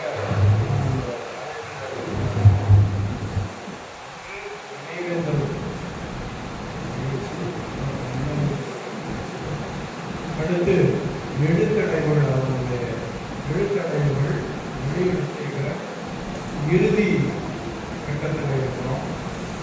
அதெல்லாம் தொகுத்து வெளியிடுகிற அது பற்றிய கருத்துக்கள் தான் நம்ம கேட்டோம். அடுத்ததான் இங்கே வந்திருக்கிறவர்கள் தென்மொழியை பார்க்கிறீர்களா, தென்மொழி இதழை பார்க்கிறீர்களா? தென்மொழி இதழ் அவங்க காலத்திலிருந்து வந்து கொண்டிருந்தது. அவங்க கடை இறுதி கால வரைக்கும் அவங்களுக்கு இருந்தது. அதற்கு பிறகு முகாமையான செய்திகளையும் உள்ளடக்கி நாம் அவங்க காலத்தில் நடத்தினது போல அவங்க 3 இதழ் நடத்தினாங்க. மொழி சிறுவருக்கான இதழாக தமிழ் சென்று ஒரு அரசியல் இதழாக தமிழ் நிலம் அது பெரிய அளவில் வந்தது. இப்பொழுது 3 இதழும் அவங்க முறைப்படி 24 மணி நேரம் அதிலேயே நுட்பமாக இருந்து வெளியிட்ட இதழ். நாம் இன்றைக்கு அந்த அளவில் ஈடுபட முடியும். நமக்கு அந்த திறன் இருக்கணுமே. ஆனால் தென்மொழி எப்படியாவது கொண்டு வரணும், அது நின்றுவிடக்கூடாது என்கிற உணர்வோட அதில் எதையாவது முகாமையான செய்தி முழுவதுமாக தொடக்க இறுதி வரைக்கும் முகாமையான செறிவான செய்திகள் தான் வந்து கொண்டிருந்தது. இப்பொழுது நாம் கூடியவரை அதனுடைய முகாமையான செய்தியை நம்ம அதில் பதிவிடணும். இந்த இதழில் திருவள்ளுவர் நாம் சொன்னோமே, திருவள்ளுவர் திருக்குறளை போற்றுகிறோம். திருவள்ளுவர் அதை எழுதினார். அவர் காலகட்டத்தில் எந்த காலத்தில் பிறந்திருப்பார் என்று தெரிந்து அந்த காலகட்டத்தில் நமக்கு வரலாறுலாம் இல்லை. திருவள்ளுவரை பற்றிய புனைகதைகள்லாம் நிறைய நமக்கு தெரியும். புராண கதை போல அதை வலியுறுத்தி பல செய்திகள்லாம் பரப்பப்பட்டிருக்கிறது. அதெல்லாம் ஒன்றும் உண்மை இல்லை. திருவள்ளுவருங்கிற பெயரே கிடையாது. யார் எழுதுனதுன்னே தெரியாது. ஆனால் ஒரே ஒரு அழகாக அந்த திருக்குறள் வந்து வெண்பா வகையில் குறள் வெண்பா வகையில் இருக்கிறது இருக்கிறதுனால திருக்குறள்னு பெயர் வந்து அவர் இந்த காலகட்டத்தில் பிறந்தார் அப்படிங்கிறதெல்லாம் நம்ம ஒரு முக்கியமான ஒரு மரநடிகள் ஒரு தமிழறிஞர்களால் கூட்டி எந்த காலத்தில் அவர் பிறந்திருப்பார் இலக்கிய வழியில் இலக்கண வழியில் ஒரு காலத்தை ஒதுக்க வேண்டியிருந்தது. அதுக்கு முன்பு தமிழறிஞர்கள் தமிழ் நாட்டில் எந்த ஆண்டு கணக்கீடு 60 ஆண்டு சுழற்சி தான் இருந்தது. 60 ஆண்டுகள் தான் தமிழாண்டாக இருந்தது, வழக்கத்தில் இருந்தது. அதனுடைய பெயர்லாம் உங்களுக்கு தெரியுமா? தமிழாண்டுடைய பெயர்கள் 60 ஆண்டு பெயர்கள்லாம் இந்த நாள் வண்டியில் போட்டிருப்பான். 60 ஆண்டு பெயரும் போட்டிருப்பான். அதுல ஒரு பெயரும் தமிழ் பெயர் கிடையாது. அதனால அந்த முறை நம்முடையதா இல்லையாங்கிற ஒரு ஐயம் இருக்குது. ஆனா அவன்கிட்ட அந்த 60 ஆண்டு முறை இருக்குதா, அந்த ஆரியன்ட்ட இருக்குதுன்னா இல்லை. அப்ப 60 ஆண்டு முறை சுழற்சி முறை அவனுடையதா? அவன் எங்கேயுமே பயன்படுத்துறான். தமிழ்நாட்டில் மட்டும்தான் 60 ஆண்டு முறை இருக்கிறது. இப்ப அது யாருடையதா இருக்கலாம், யார் முறையா இருக்கலாம்? அப்போ வெளிநாட்டு அறிஞர்கள்லாம்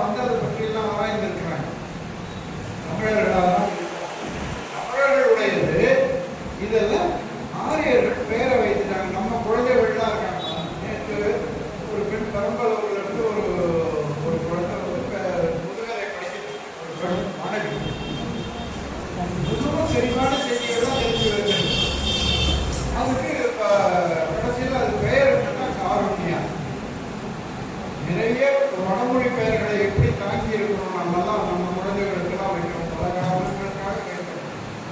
அது நல்ல பெயர்களே காரணியாவது கருணை அடிப்படையை கொண்ட பெயர் சொல்லலாம்.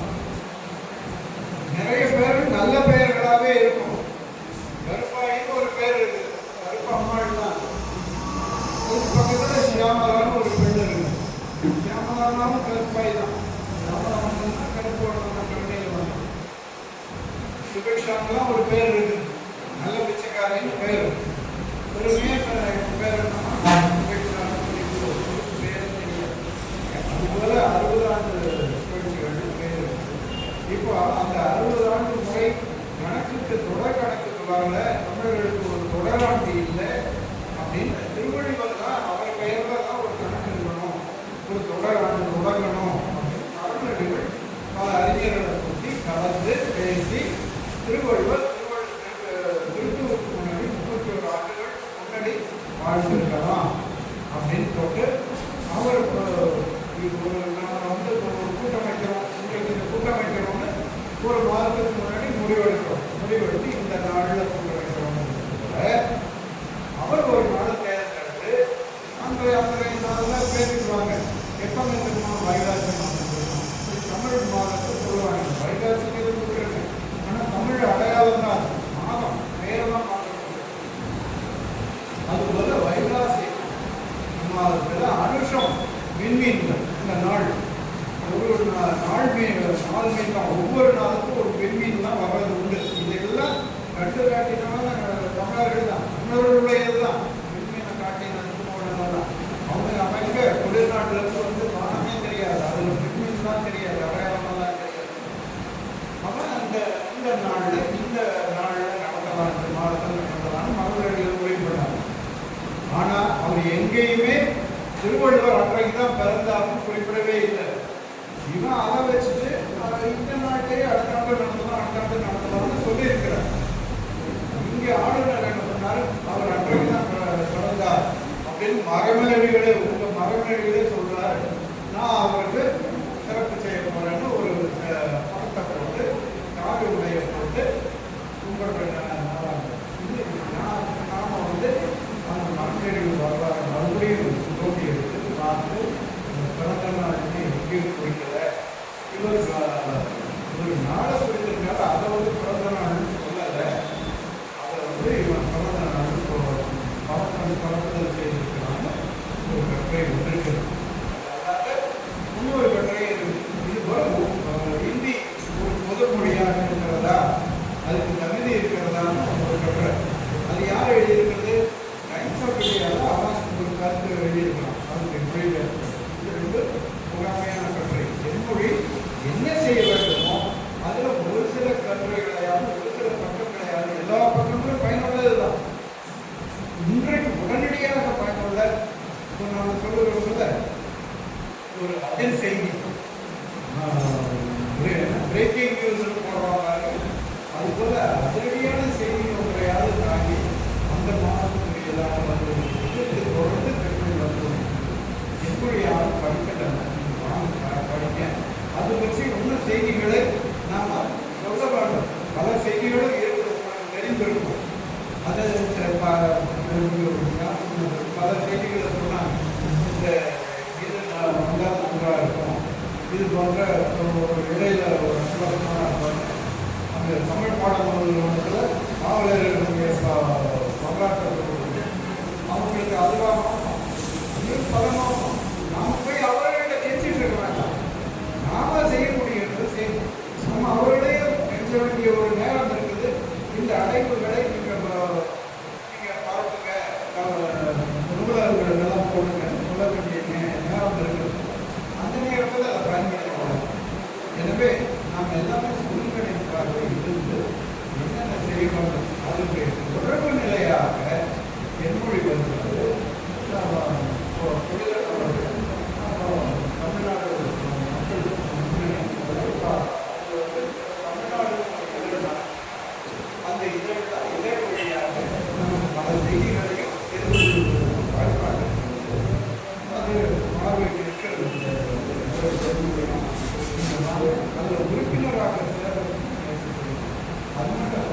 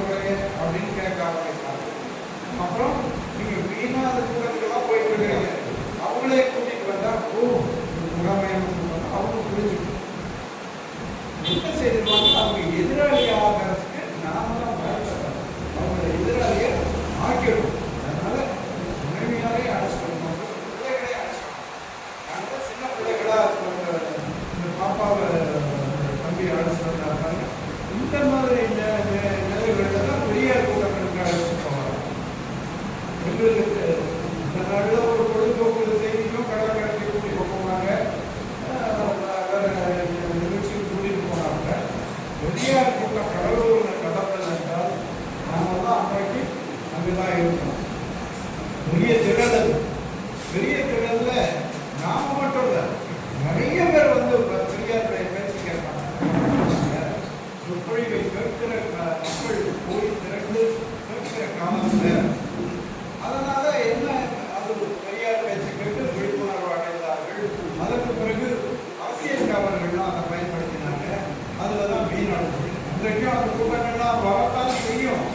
ஆனா அரசியல்காரர்கள் அவங்களுடைய தன்னலத்துக்காக பலரும் பிறகு அண்ணா வந்தார், அறிஞர் வந்தாமா, அவர் கலைஞர் வந்தார், கலைஞர் தான் அவர். அதற்கு பிறகு பலரும் மேடை கவருவதற்காக பல புரட்டுகள் எல்லாம் செய்ததுனால அந்த சொற்பொழிவுக்கே ஆரம்ப போகிறது. அந்த நல்ல கலந்துரையாடல் நாம் வந்து பிள்ளைகளை அந்த துணைவியாரை அழைத்து அவர்களுக்கு போதுமான அளவு உணவை ஏற்படுத்துகிற வகையில் செய்யணும். அவங்களுக்கு ஐயம் வரும், ஏங்க நீங்க இப்படி பேசுறாங்க, இந்த கூட்டத்தில் வர்றீங்க, நீங்க போகாதீங்க அப்படின்னு கூட சொல்லலாம். அவர்களுக்கு விழிப்புணர்வு முதல்ல நம்முடைய குடும்பத்தை நம்ம எந்த அளவில் திருத்தணும்னு பார்க்கணும். உங்களை திருத்தணும், உலகை திருத்தணும், உண்மை திருத்தணும். அதுபோல நாம் வந்து அவர்களுக்கு இணக்கமான பார்வை கொண்டு வர வேண்டும். அப்போ நம்ம அதை எந்த செய்திகளை நம்ம பிள்ளைகளுக்கு சின்ன குழந்தையாக அதுக்கு ஒரு செய்தி இருக்கும், பெரிய குழந்தையாக அதுக்கு ஒரு செய்தி இருக்கும். அதுபோல நாம் நம்ம குழந்தைகளை முன்னிட்டு ஒரு செய்தி நம்ம வெளியிடுவதற்காக என்னுடைய படைப்பு கொடுக்கக்கூடிய நாம் அது தேவையானால் அதை பயன்படுத்திக் கொள்ளலாம். தமிழ்நாடு இதில் ஐயத்தில் ஒரு மகள் எழுது, இது பாராட்டுதான் மகள் எழுது. சங்கமாக பாராட்டத்தோடு செய்யலாம். பாராட்டுகிற உணவு நமக்கு இல்லாத பயிற்சிமா நிறையா அனந்தரத்து பாராட்டுவது, அனந்தரத்தை எதிர்ப்பதுமான நம்ம உண்மையாக அதில் நேர்மையாக இருக்கணும். அப்போதான் நம்ம செயல்பாட்டு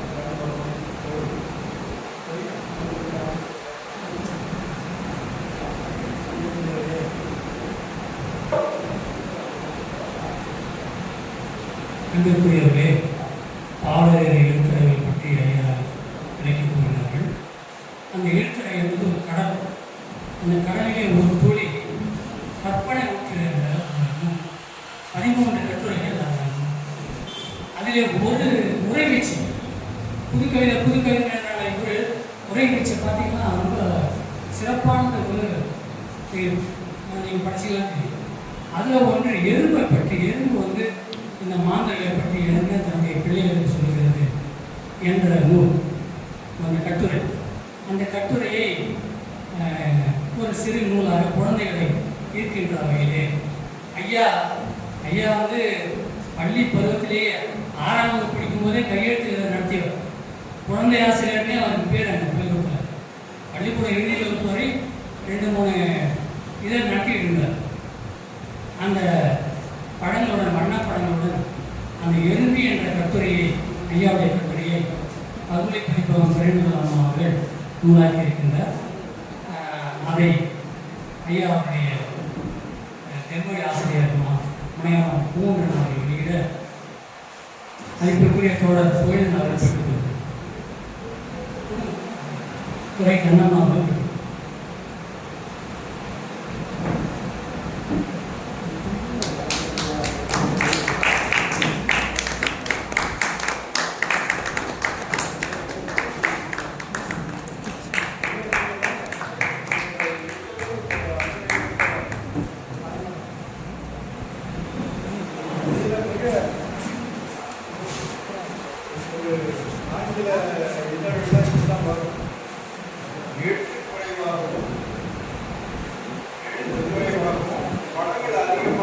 இருக்கிறது ஒரு கவர்ச்சி. இப்படியெல்லாம் தான் வரும். இந்த படங்களும் அழகான படங்கள், அந்த செய்தியும் விரைவாக சென்றடையும். அந்த வகையில் புதிய பிள்ளைகள் இதெல்லாம் நம்ம அப்படியெல்லாம் ஈடுபடலை. செய்தி போய் சேரணுங்கிற நிலையில் ஈடுபடுறோம். இதில் கதையும் ஒரு அருமையான ஒரு நூலை எந்த குழந்தைகளுக்கு கொடுத்தாலும் அதை வாங்கி திருப்பி தொலைக்காட்சியில் போடலாம்.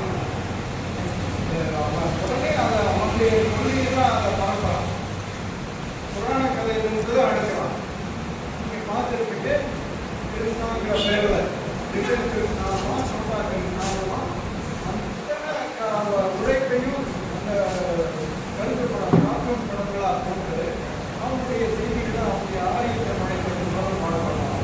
அருமையான செய்தி உங்களுடைய குழந்தைகள் மிகவும் அருமையான விலையும் மலிவான ஒன்றாக கொடுக்கிறார்கள். கல்லூரி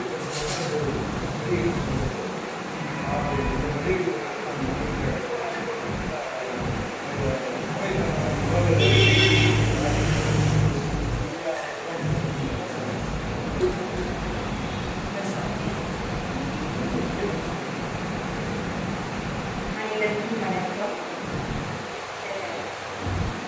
இதுல வந்து கற்பனை ஐயா எழுதியிருக்கிறாரு.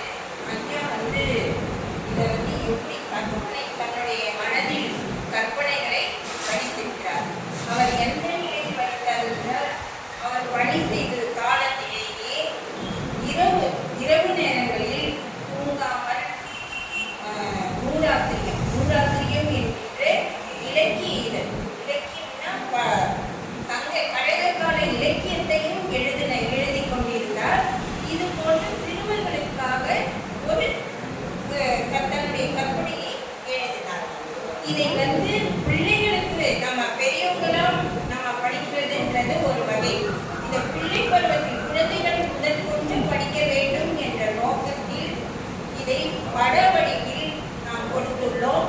இதை வந்து நம்ம மகன் வந்து தொழில்நுட்பத்துறையில் இருக்கிறதுனால அதை பயன்படுத்தி இதை செய்திருக்கின்றார்.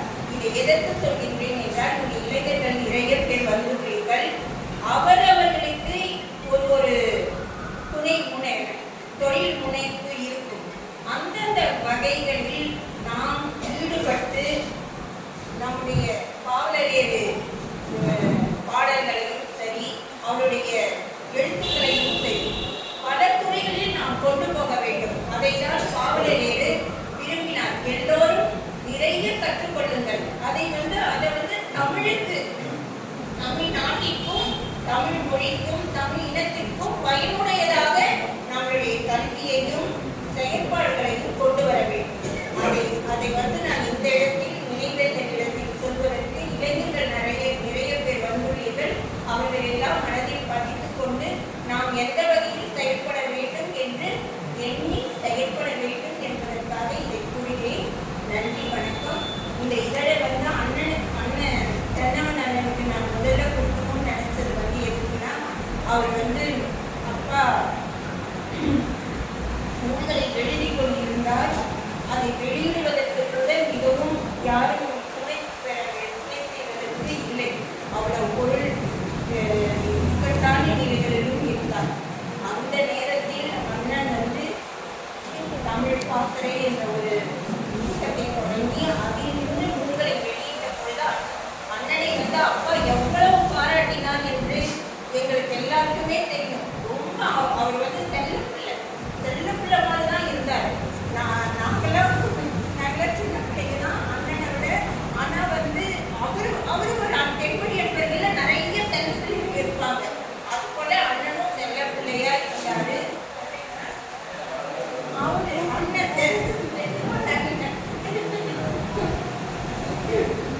அவரை நான் சொன்னேன்.